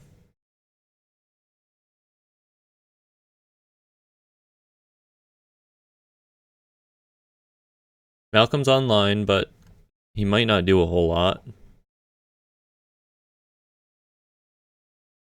Double spelling seems really easy when you're on the picklock prankster game plan. Cast is an Oculus main phase, going for counters perhaps. Could have exiled their graveyard to take them off of a cast Oculus, but I think instead we're just going to try to cycle into a board wipe, I suppose.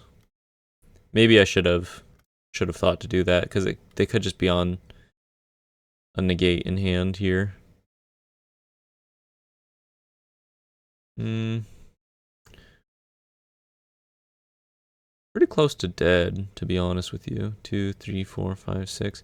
I guess we go for an Esper Origins and play a Storm Soul, and I don't think I'm dead.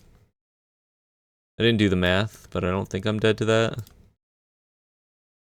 If the Esper Origins resolves, especially, I'm not dead. Get Lost. Well, I'm not going to pass on the Get Lost here. So we'll take the Forest off the top. Could just cycle the Lantern and Get Lost now. Maybe it makes sense to swing with a wagon now, in that case. I'd have to grab the Get Lost first. Give up the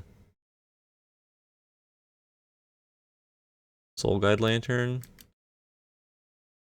I think that makes sense to me, because I don't think I'm dead now. Let's assume they double spell on their turn. 3, 4, 5, 6, 7, 8, 9, 10, 11, 12, 13, 14, 15. One short. Let's grab this. Get Lost. We'll swing in with the wagon.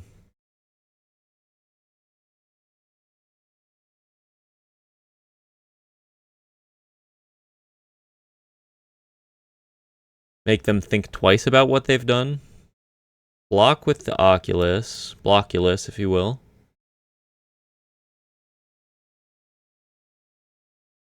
Maybe I just get lost to the Zenith right now. I mean, I can kind of deal with the Cosmic Rain Zenith. I can't really deal with an abhorrent Oculus. But if I do this, then they'll be less likely to double spell on their turn if they have counter magic. I think that's okay. Slows them down quite a bit. Big Storm Soul in hand. Possibly not a whole lot of action on their part.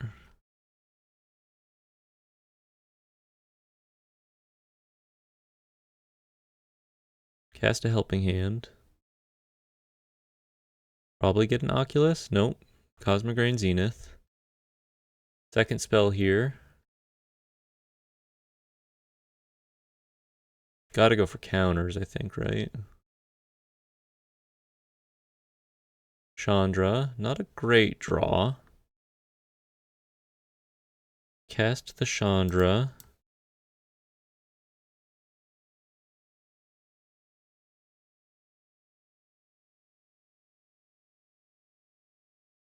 Disdainful Stroke.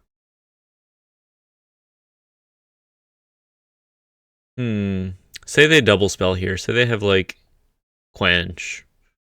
They get to double spell. They put counters on all their guys. I still get to block. I think I have to go for the Storm Soul and kind of hope I draw, like, a big vehicle to Chandra with. Let's play around No More Lies. We haven't seen it yet, but... Oh, I was already playing around No More Lies. Quench me. Okay. But I do have blockers. And your guys aren't quite big enough to just kill me.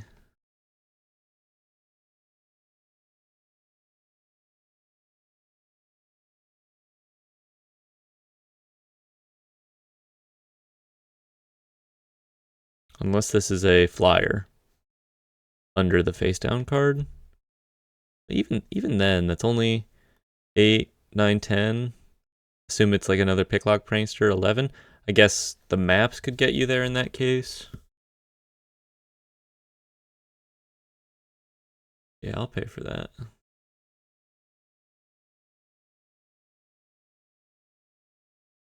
Do I swing here? Is that crazy? Yeah, I'm not allowed to swing.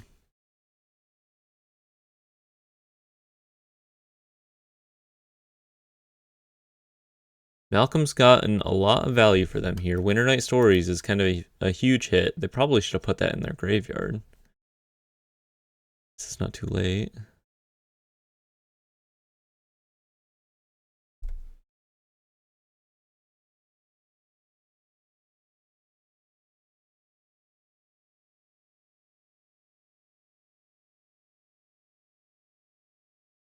Cast the stories. Accumulate wisdom. Looks pretty bad. Going for counters.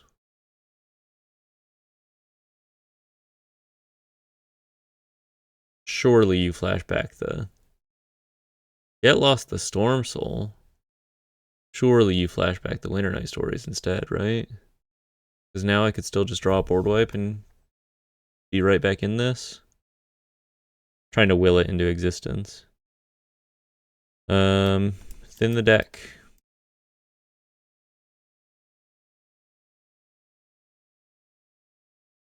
Come on, one time, Wrath of God, one time. Day of Judgment, sorry, Day of Judgment.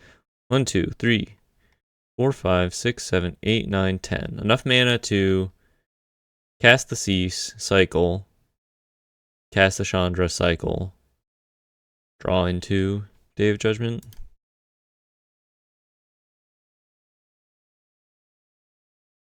Exile Winter Night Stories. Exile Accumulate Wisdom. I don't think we care about the Oculus. I guess we exile the Oculus.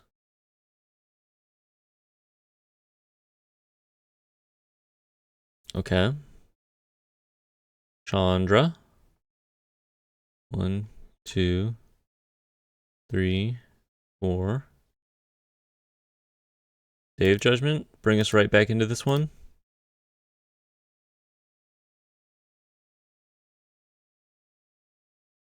Guess we can just sacrifice a map. No. No. No Day of Judgment for us. I wonder if we should be on the, I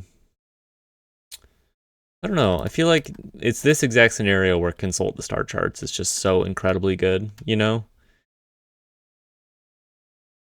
Let's play one more. I feel like there's something here. Maybe the fact that we don't have the kind of selection that we need means that we're just so much at the mercy of the shuffler in these situations. Whereas like all of the really good control decks play a lot of selection to be able to mitigate, but we don't have a way to specifically like grab our Day of Judgments when we need it. 1 and 2 overall. Not looking incredible. I think the first match was a bit of an outlier. Okay, we're gonna keep this. We've had some weird matchups. Not that there's like a defined meta right now, but I really built this expecting to see Badgermole Cub. And we just have not seen it at all. A lot of non-Badgermole Cub stuff, so. Okay, actually really good that we drew that basic there. Because I played my lands in the wrong order, and it would have absolutely decimated me. But now we get to ramp out of our minds. Sentinel. Wouldn't mind a Day of Judgment here. I think we continue to ramp.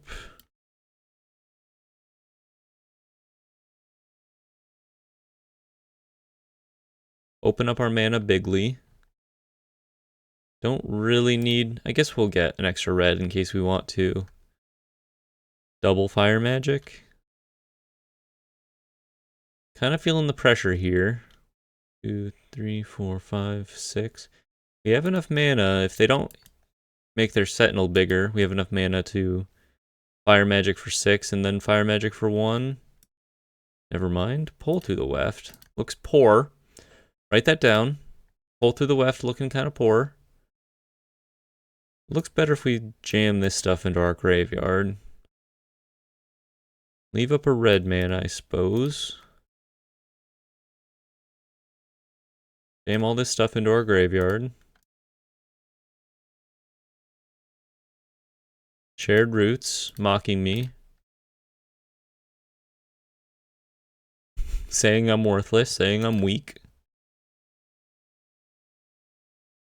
Throwing epithets in my general direction. From the top of my library. Pull through the weft. Pull through the weft update. Looking okay. Might not be enough to get us back into this.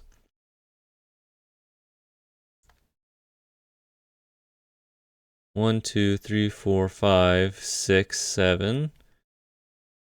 Almost double fire magic range. We might just have to single fire magic, actually. Just to see through. Just to live another day. Hope you draw a Day of Judgment. I think that's the only thing we can do. They fire up the Sanctuary. Play around, single target removal. Serac. Sentinel of the Nameless City holding down the fort. Respond to the map with the fire magic. Would be nice if this was only one toughness. Would be pretty solid at getting us back into this thing. Could draw a flagship, possibly stabilize a little bit.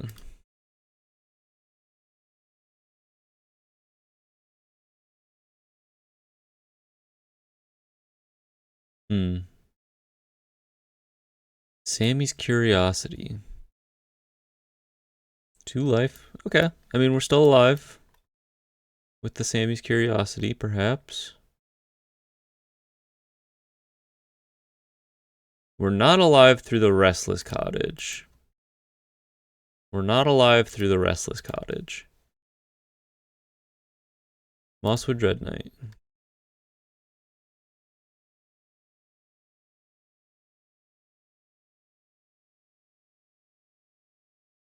Decides to swing.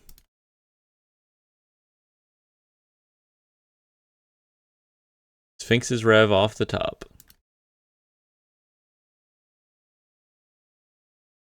Dread Knights. Maybe we kill these Dread Knights now and hope we top deck the... I think we have to kill the Dread Knights now and hope we top deck the... I guess we can do this for 2. Hope we top deck the flagship. Chump for days.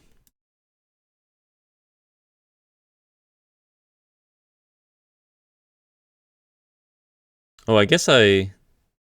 End of your next turn. I guess it's fine. Okay. No flagship. Definitely just dead. Okay. Alright, Sentinel of the Nameless City. Beating us down. Bring in another flagship here, I think. Probably go down a couple fire magic. I feel like there's something here. Maybe there's just some tension in like relying on Day of Judgment solely, basically, in these kinds of matchups, and like just falling behind way too far on tempo.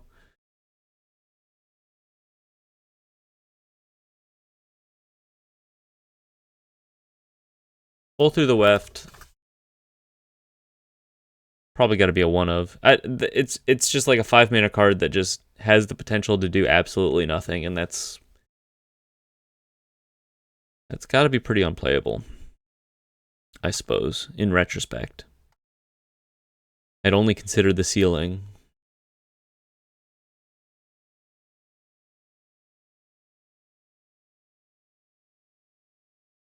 Here's what we need to do. We need to get on Earthbender Ascension, and maybe think about even getting on like I Rock-a-lanche. Maybe think about a little rock-a-lanche action. Triple white. Flagship online. World Wagon coming down. I like this hand a lot better. It's a lot more proactive. Day of Judgment. And we'll greed a little. Play the World Wagon. Grab a forest. See if they jam an Ouroboros here. Duress me. Fair enough. They're saying, what the hell are these flagships doing here?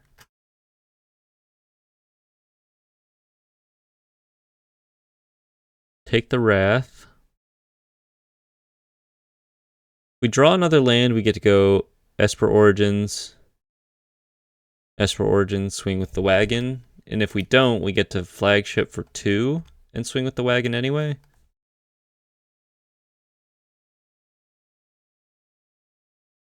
There's a land, so we go Esper Origins.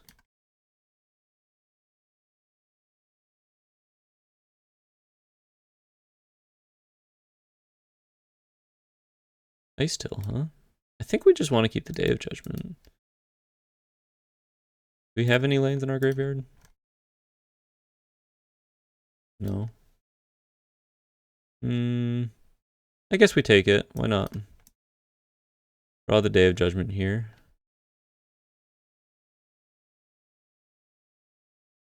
Don't want to mess with this too much. Might just kill my wagon.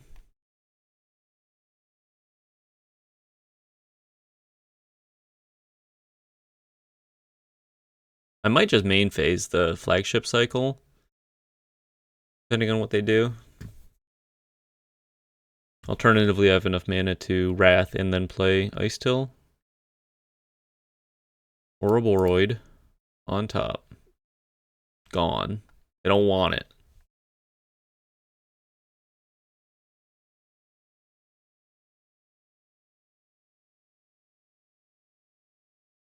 If I just main phase big Wrath and then get to, main phase big cycle, I get to maybe untap with the Esper Origins trigger. So I get to do this for 5 and then buff my team with the Air Temple. That could be good.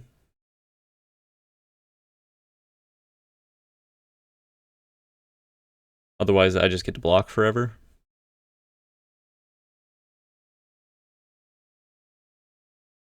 Okay, fair enough.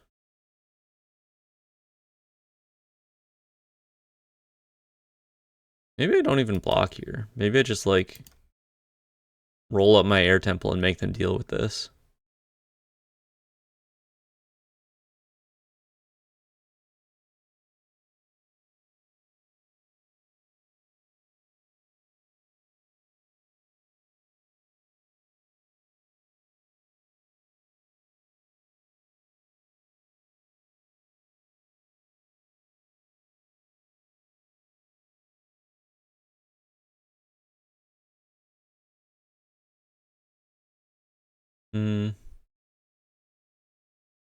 Mosswood Dread Knight, huh?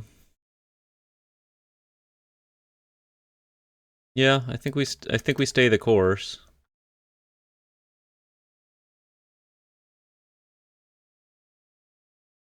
Okay. Looking pretty good with the Dread Knights. Dread Knight. Big board.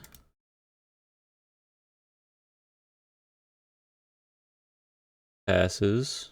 Well, I guess we got a Day of Judgment this.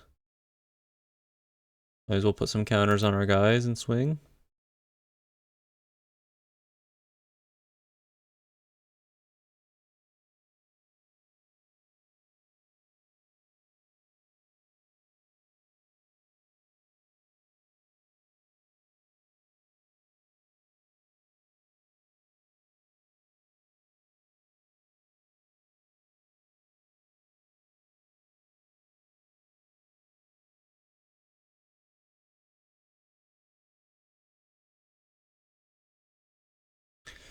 You can't get all of your Dread Knights back. Jorge Agallo.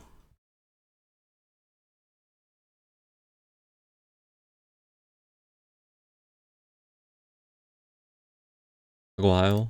Jorge Aguayo. I don't know. Wouldn't mind a Fabled Passage. Would be pretty nice right now.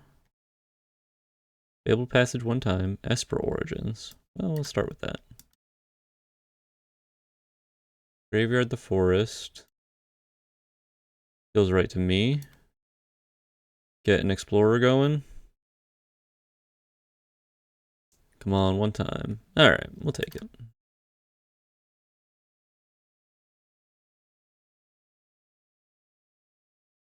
Grind forever, now that we have the Explorer online.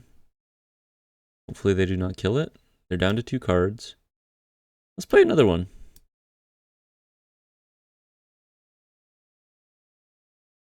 Grind forever. Oh. It's all coming together.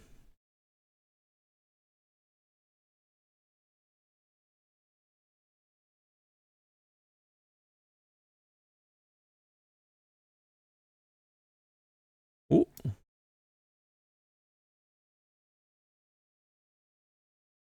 It's all coming together. Yeah, we can draw this. Why not?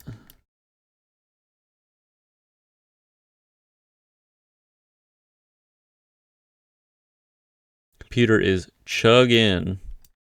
Does not like what I'm doing.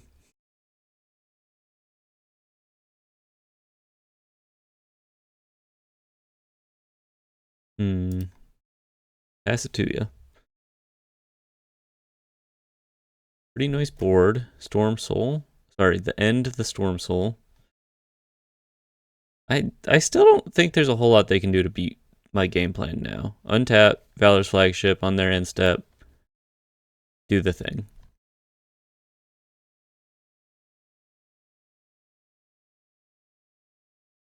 Feeling pretty good.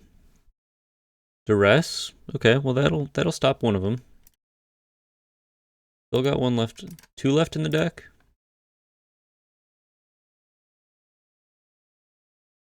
Still got these air temples that they kind of have to think about. Fire magic, interesting.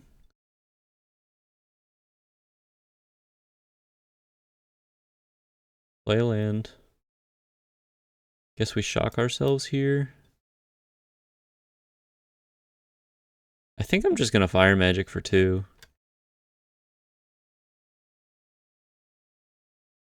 And try to like start hitting them.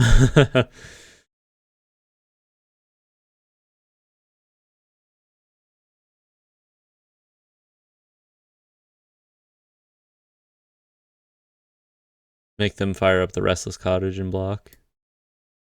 Play another land, I suppose. Not doing any math here, just playing fast and loose. Playing fast and loose. Okay, yeah, fair enough. I think they probably could have scooped it up at the fire magic, but Cease maybe is an interesting option. Just it seems like the Mosswood Dread Knights are a big part of their card advantage plan here.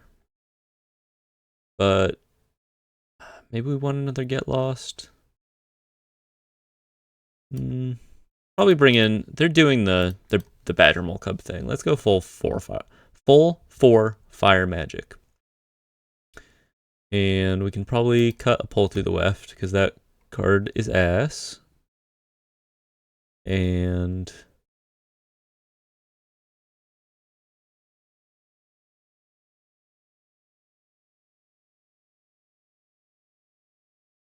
Wagon? I don't know. Wagon just kind of gets chumped right now. Kind of gets chumped right now.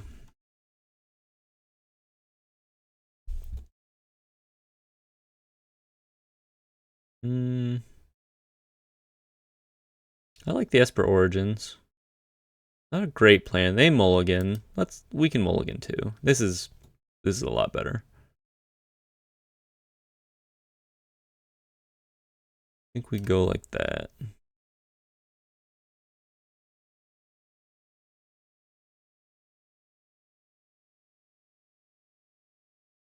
We're winning.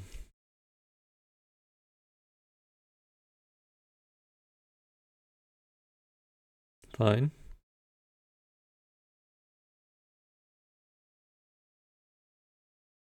Take the Wrath. Draw Fire Magic, pretty good.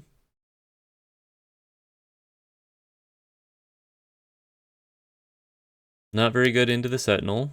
What a good card. Big fan of that card.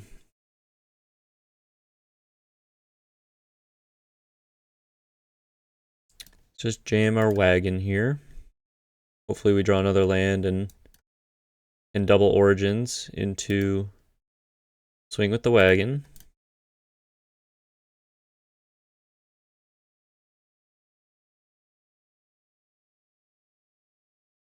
Dodge an Ouroboros.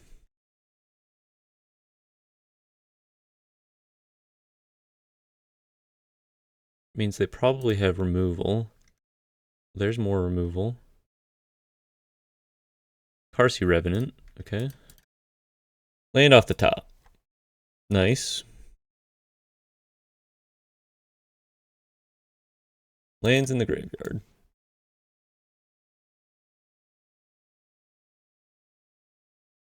Graveyard. We can keep that one. Why not? Just guarantee that we get something here off of the trigger. Swing in. They'll probably block. Okay, be right back 1 second.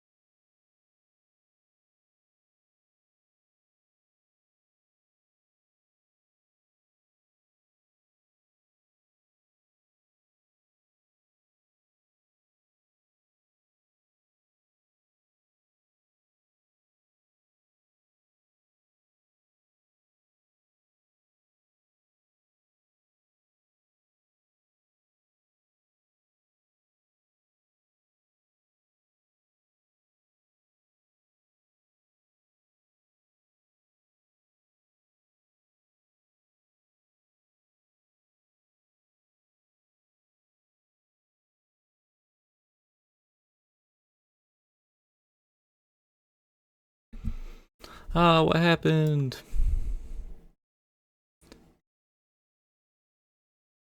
Okay, I see. Good thing we have another Esper Origins. Oh, Valor's Flagship. And Day of Judgment? Seems pretty good.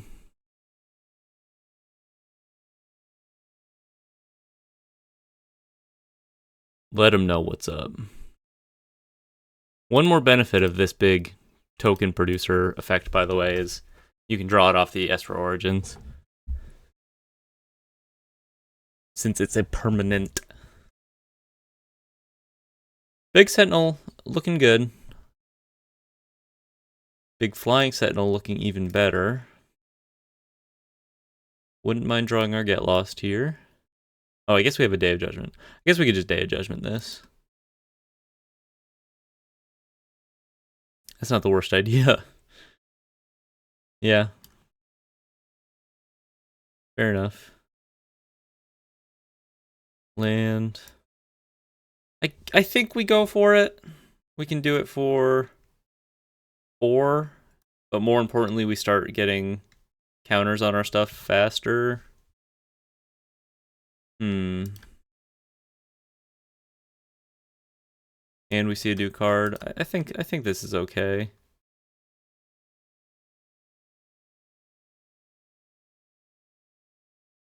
Day of Judgment. Get Lost is a good draw.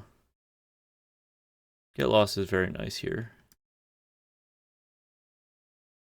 Pass it to you.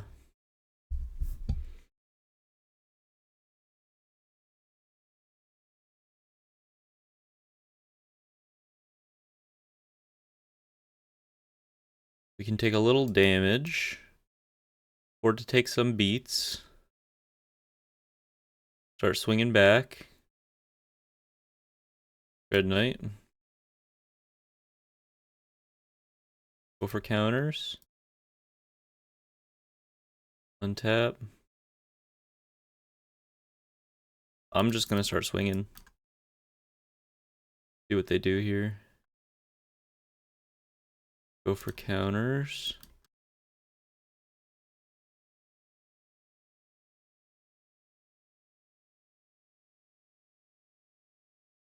See when I need to mimic a fraction of your Ouroboros power?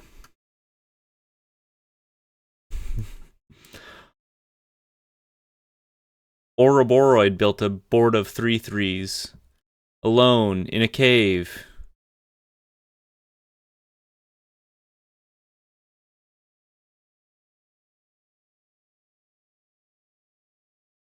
Parsi Revenant. We're almost able to like Air Temple and then Fire Magic for 3 for big value. We might just have to Day of Judgment.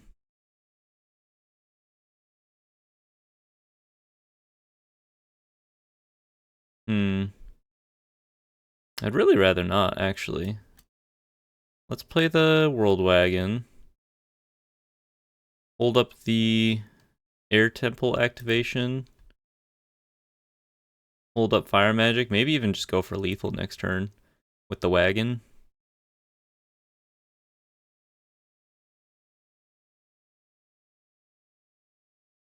I guess I'll offer to trade one of these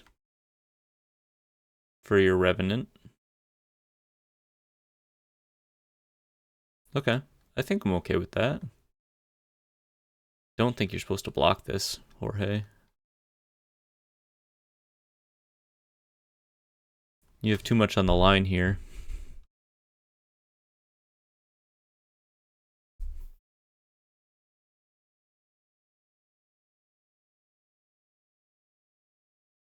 Pass it to you. What you got? Swinging with the gang. I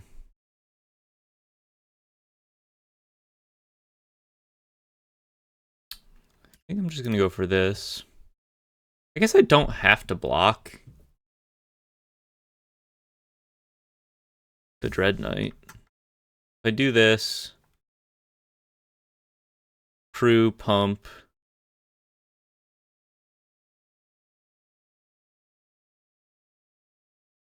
I think okay. I think I'm allowed to block the Dread Knight. Well, let's put it that way.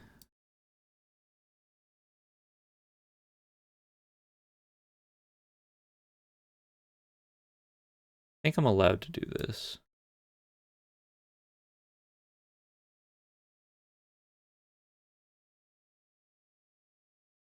Bitter Triumph.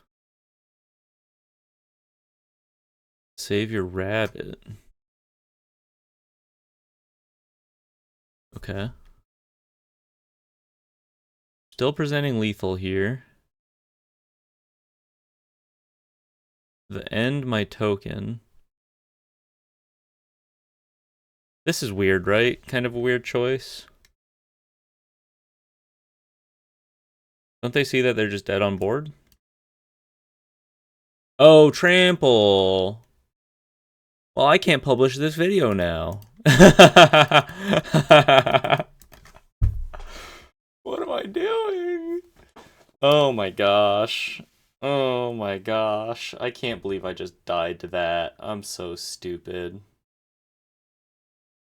I had answers in my hand and I just let it happen because I'm illiterate. Well, I'm only gonna publish this out of hope that it garners more respect for the good videos. Not a great run, gang. Not a great play in the end. They're a huge blunder. Not a great run. What could we do to fix this? What could we do to make this more playable? I think maybe the main answer is like we tried to predict the meta, and right now the meta, even if there is a lot of Badgermole Cub, is relatively unpredictable. So maybe we cut down on the amount of fire magics in the main. I think we could still play like 1 or 2, and it would be fine. I think Pull to the Weft looked poor almost every time, and Valor's flagship looked pretty good almost every time. So we'll swap those around there. Kind of reliant on Day of Judgment. I think we could go up one more Day of Judgment in the main. And then I think we just need some good old-fashioned removal in our main board as well. Just to give ourselves a little bit of play into those faster tempo starts where we're just getting beat down by a Sentinel of the Lost City over and over. One more element I want is Earthbender's Ascension. Earth. At least one of those to give our wagons trample, I think is pretty important. We have a lot of land drop potential here. I would probably play 2 of them if I had them. We can't end the video on that blunder, can we? I think 2 more fire magic in the side is fine. It plays well when we have it. And just some maybe source of additional card advantage that's not like reliant on our graveyard for grindy matchups.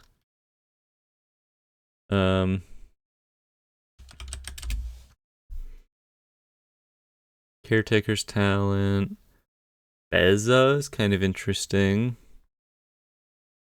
Classically, Naya is not the color combination for incredible card advantage, but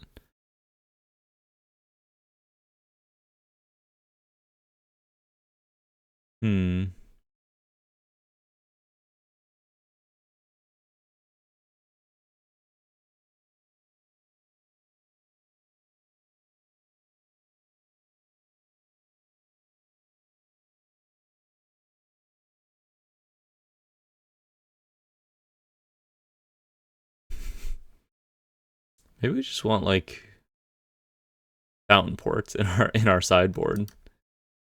That's not the worst idea.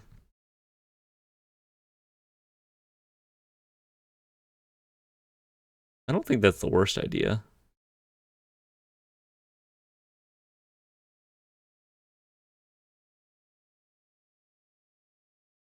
Something like that. That's kind of interesting. Is it bad or is it interesting? I think it's a little interesting. Maybe go down one more flagship again. All right, we gotta play one more. I know my record's 1 and 3. I know I had that awful blunder with the trample. It's so easy to forget that those little guys have trample, because they're so small. They're so small. And my dumbass was there like, why are they killing my creatures? Why are they doing this post damage? Like, duh.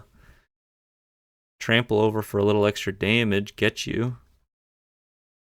Not looking great. Let's maybe in the next video regain some confidence and sleeve up a known quantity.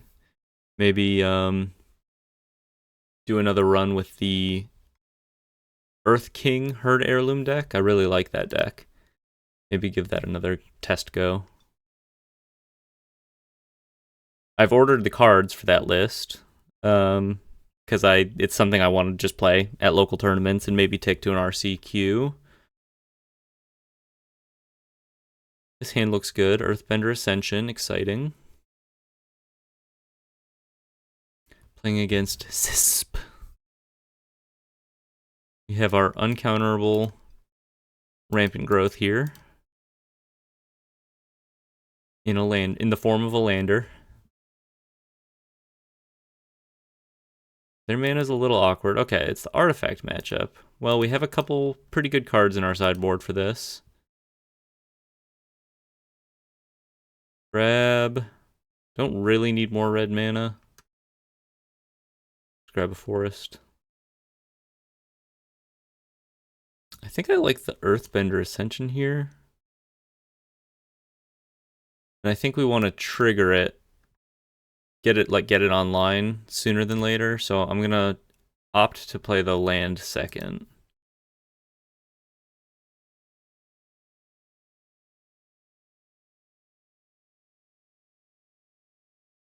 We have enough mana to Esper Origins next turn completely.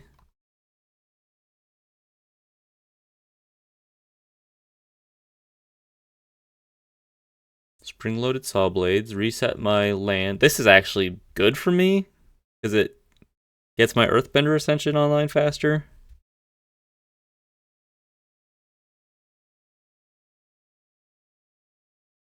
And I don't really need that 2/2, I think. Okay, they get their guy. I don't love this deck. I think it reminds me of that situation if you were playing Modern at all back in 2014, when, or was it 2015? Anyway, the era of Birthing Pod, and Birthing Pod being banned, and I don't have any way to get tricky here, I think. Ice Till is pretty good. And what sort of ultimately led to the banning of Birthing Pod was this printing of Siege Rhino. It's so weird to say this, but I mean it's kind of true, right?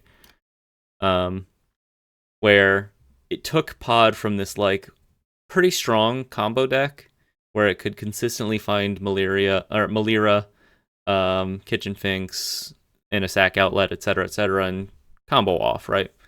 But the quality of these individual cards was quite poor, and Pod was the glue that brought everything together to allow you access to your combo.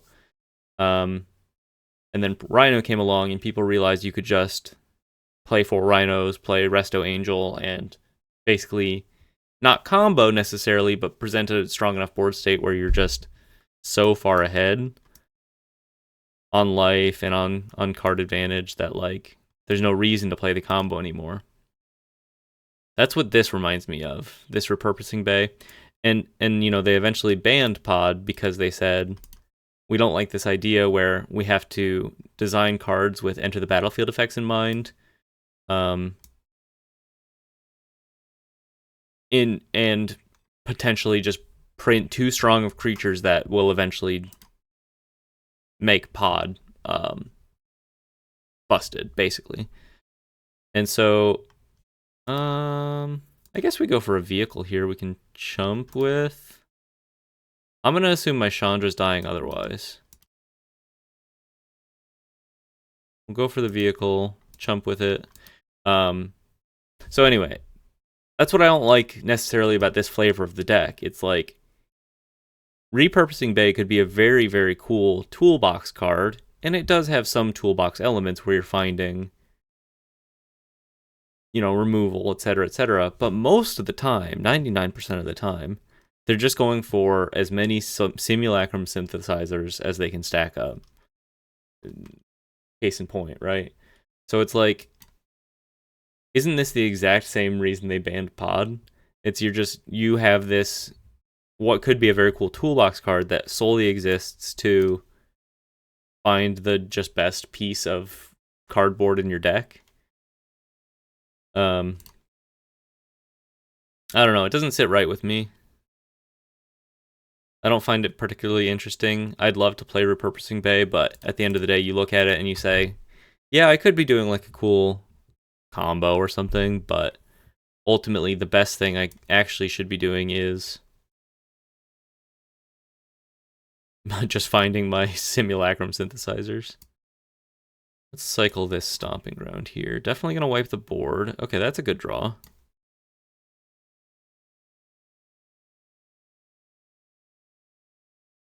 Kinda keeps their stuff at bay. They could find the haste piece here if they're playing it. The fire crystal. Perilous Snare.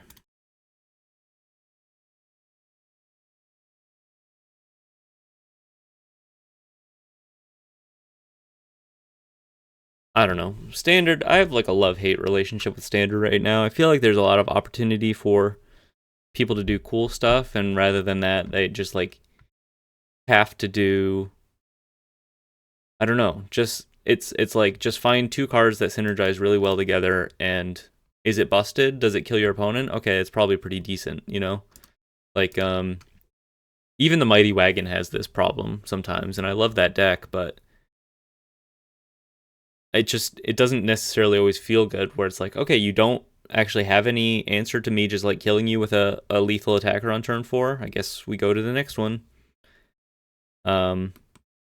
It never felt like to me in the past that Standard was about this incredibly high power level where, you know, it was always classically like a turn 4 format where you have to have some amount of interaction or you lose. But now, even if you have at least like one piece of interaction, there are still so many decks that just like kill you, or present an unwinnable board state by turn 3 or 4.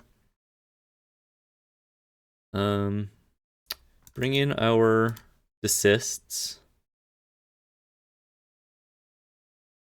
Bring in the Day of Judgment. Cut the Fire Magics.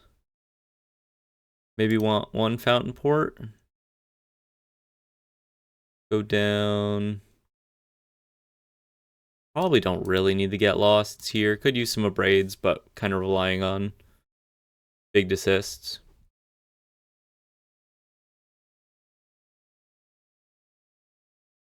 It feels like combo used to be a thing. It's always been a thing, right? But synergies are just so strong now where every deck in some form, way, shape, or another, other than like some outliers like Dimir Tempo and Blue-White Control, they're pretty strong and they don't play a clear combo necessarily. But they're still doing this thing where like if you don't do your strong synergy stuff, like every deck has this like not game breaking, but like parity breaking synergy thing that they're trying to do right now. And I don't know, it leads to a lot of non-games. I guess that's the ultimate conclusion. It leads to a lot of non-games.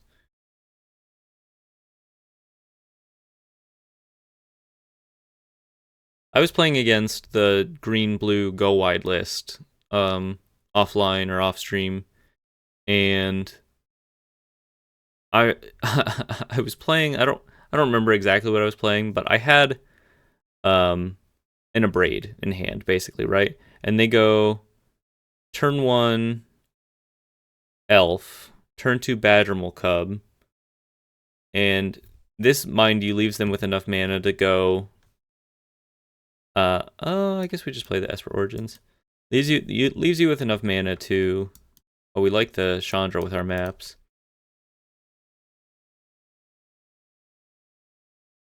To play an Ouroboros on turn 3, regardless of what I do there. So I'm like, okay, I'm gonna hold up the Abrade and kill the Ouroboros because I think I had like a Day of Judgment in my hand, or I was live to Day of Judgment basically.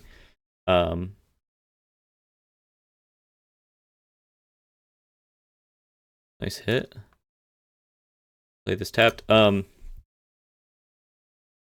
Basically what it comes down to, right? I need Day of Judgment on turn 4 or I lose. Because they play Ouroboros and they play the Cub, untap. They play another Cub. They play Ouroboros. They have 2 mana open. I go to Abrade the Ouroboros and they respond by overprotecting it, thus making it not only survive the Abrade, but giving enough counters to their whole board that I'm literally just dead on the next turn. So they're ending their third turn with like over 20 power on the field. Everyone's experienced this at some point, but just the fact that like even I had the interaction, but at no stage in there was there like an actual good time for Abrade to stop this, right? Even if I hadn't abraded and they didn't overprotect, they could untap. Sorry, and I drew the Day of Judgment. Even if I Day of Judgment that, right?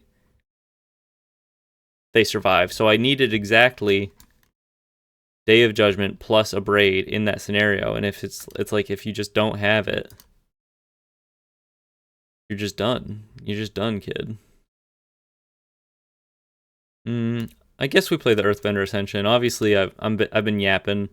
Should have played this before playing my land drop, but that's okay. Alright, looking pretty good here. Cease and desist. I'm done yapping. That's my rant.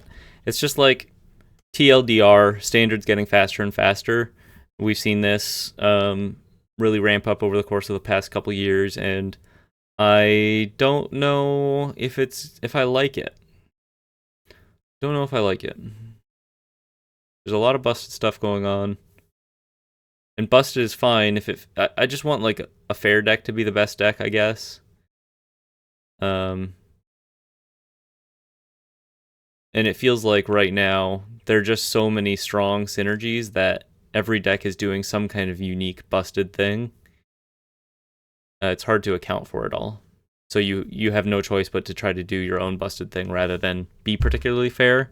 I think we're seeing this with like even though Dimir is still pretty good, it gets outclassed by the Ouroboros decks quite a lot. So I don't know. Old man yells at Cloud. I guess we go for the desist here. Seems pretty good. Get my Chandra back. Start swinging on him. Hold the shared roots to discard, I suppose.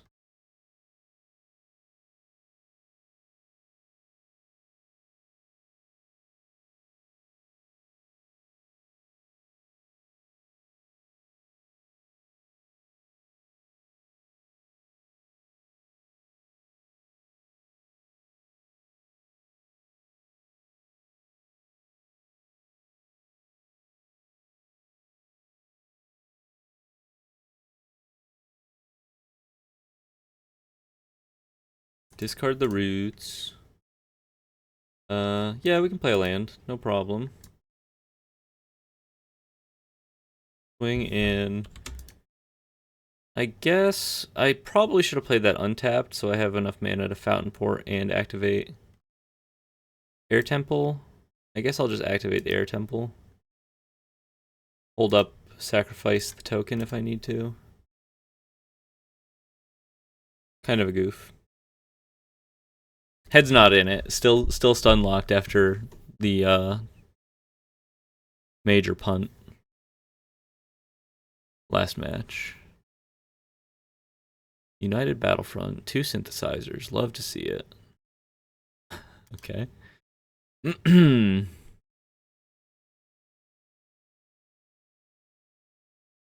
I think now I have to think about just ulting Chandra. So maybe we just sacrifice this. I'm assuming they're going to play some other 3-mana artifact here. Day of Judgment. Roll up Chandra. Nope. Yeah, I'm willing to give up the bike anyway. Maximize my mana here. I guess the bike lives through a Day of Judgment, but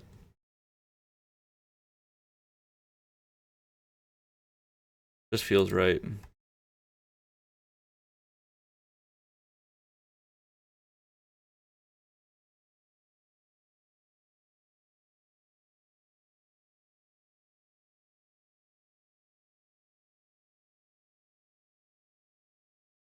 No lands in my graveyard for the Ice Till. I guess I could put one into my graveyard with Chandra here. Tishana's Tidebinder. Say it ain't so.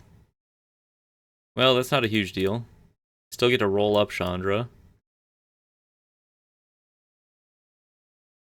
See if we hit a land. Nope.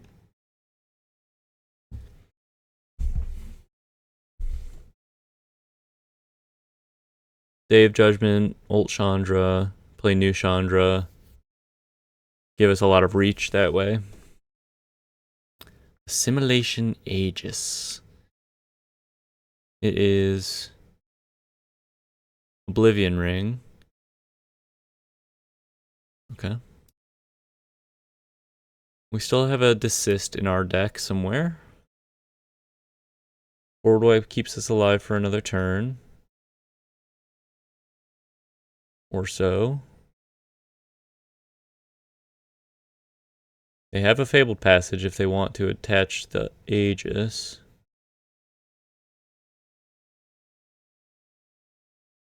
Suppose we wipe the board.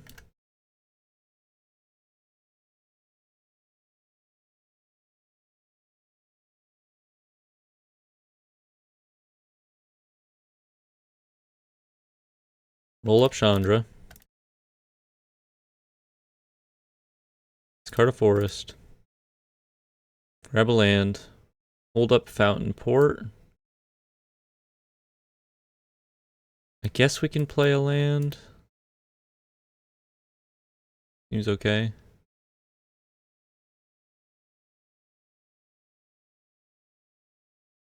Sack their relic. Fountain Port gives us this Chandra ult angle where we can just ping for 3 every turn with our treasures.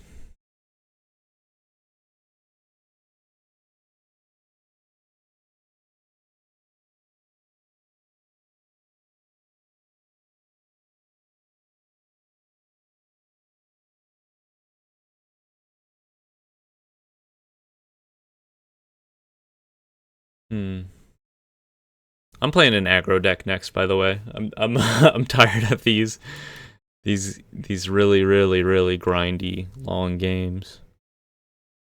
I got to go back to my roots. The next video the next video I'm posting is going to be like a 30-minute mono red, 5 matches, all or nothing kind of affair.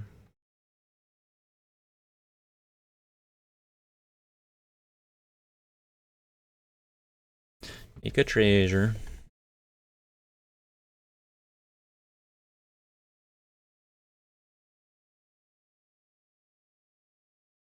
Sammy's Curiosity, huh?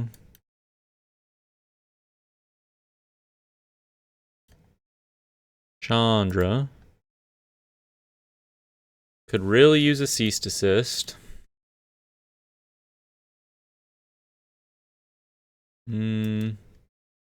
Guess we cast the Sammy's Curiosity for 2 life. Could be relevant.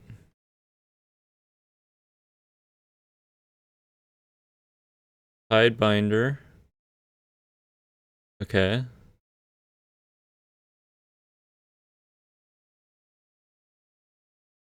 Might need a fish to block. So I'm going to wait on drawing here.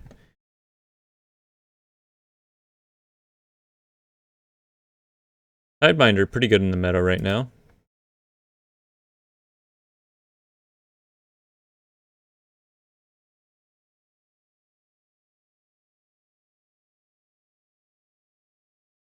Fountain Port seems like a good addition. I like that it can cycle the Sammy's Curiosity as well. If they have another repurposing bay here, I think I'm just dead. Looks like they do not. How do they choose to swing? All at me. Well, I'm not dead to this. Right, 22. Draw a card off of a lander. Guess I'll just take it.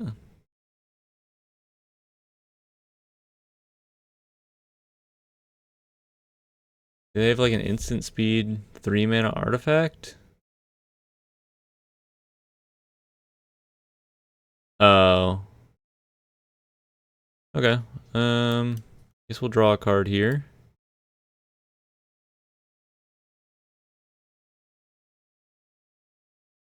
And I'll die. Alright, good game. Jeez Louise. Guess I should have blocked. Standard's so hard right now. If you're not like on a linear game plan, there are just so many decks that pop out of the woodwork that just like, yeah, of course, yeah, didn't you know the fringe playable blue-white artifacts list is also on 3 steps ahead, where they can copy their fucking their fucking artifact at instant speed and just like actually find lethal that way. Didn't you know, dumbass? Tough stuff. Gonna put this one on the shelf for a little while. Maybe maybe Big Rampant is not the play. Maybe Valor's flagship is just too slow. Just simply too slow. Shared Roots played pretty well. I liked this the idea of this plan where we're not susceptible to like board wipes and we can pack a bunch of board wipes ourselves. Maybe it's just better to like be in another color perhaps for better payoffs.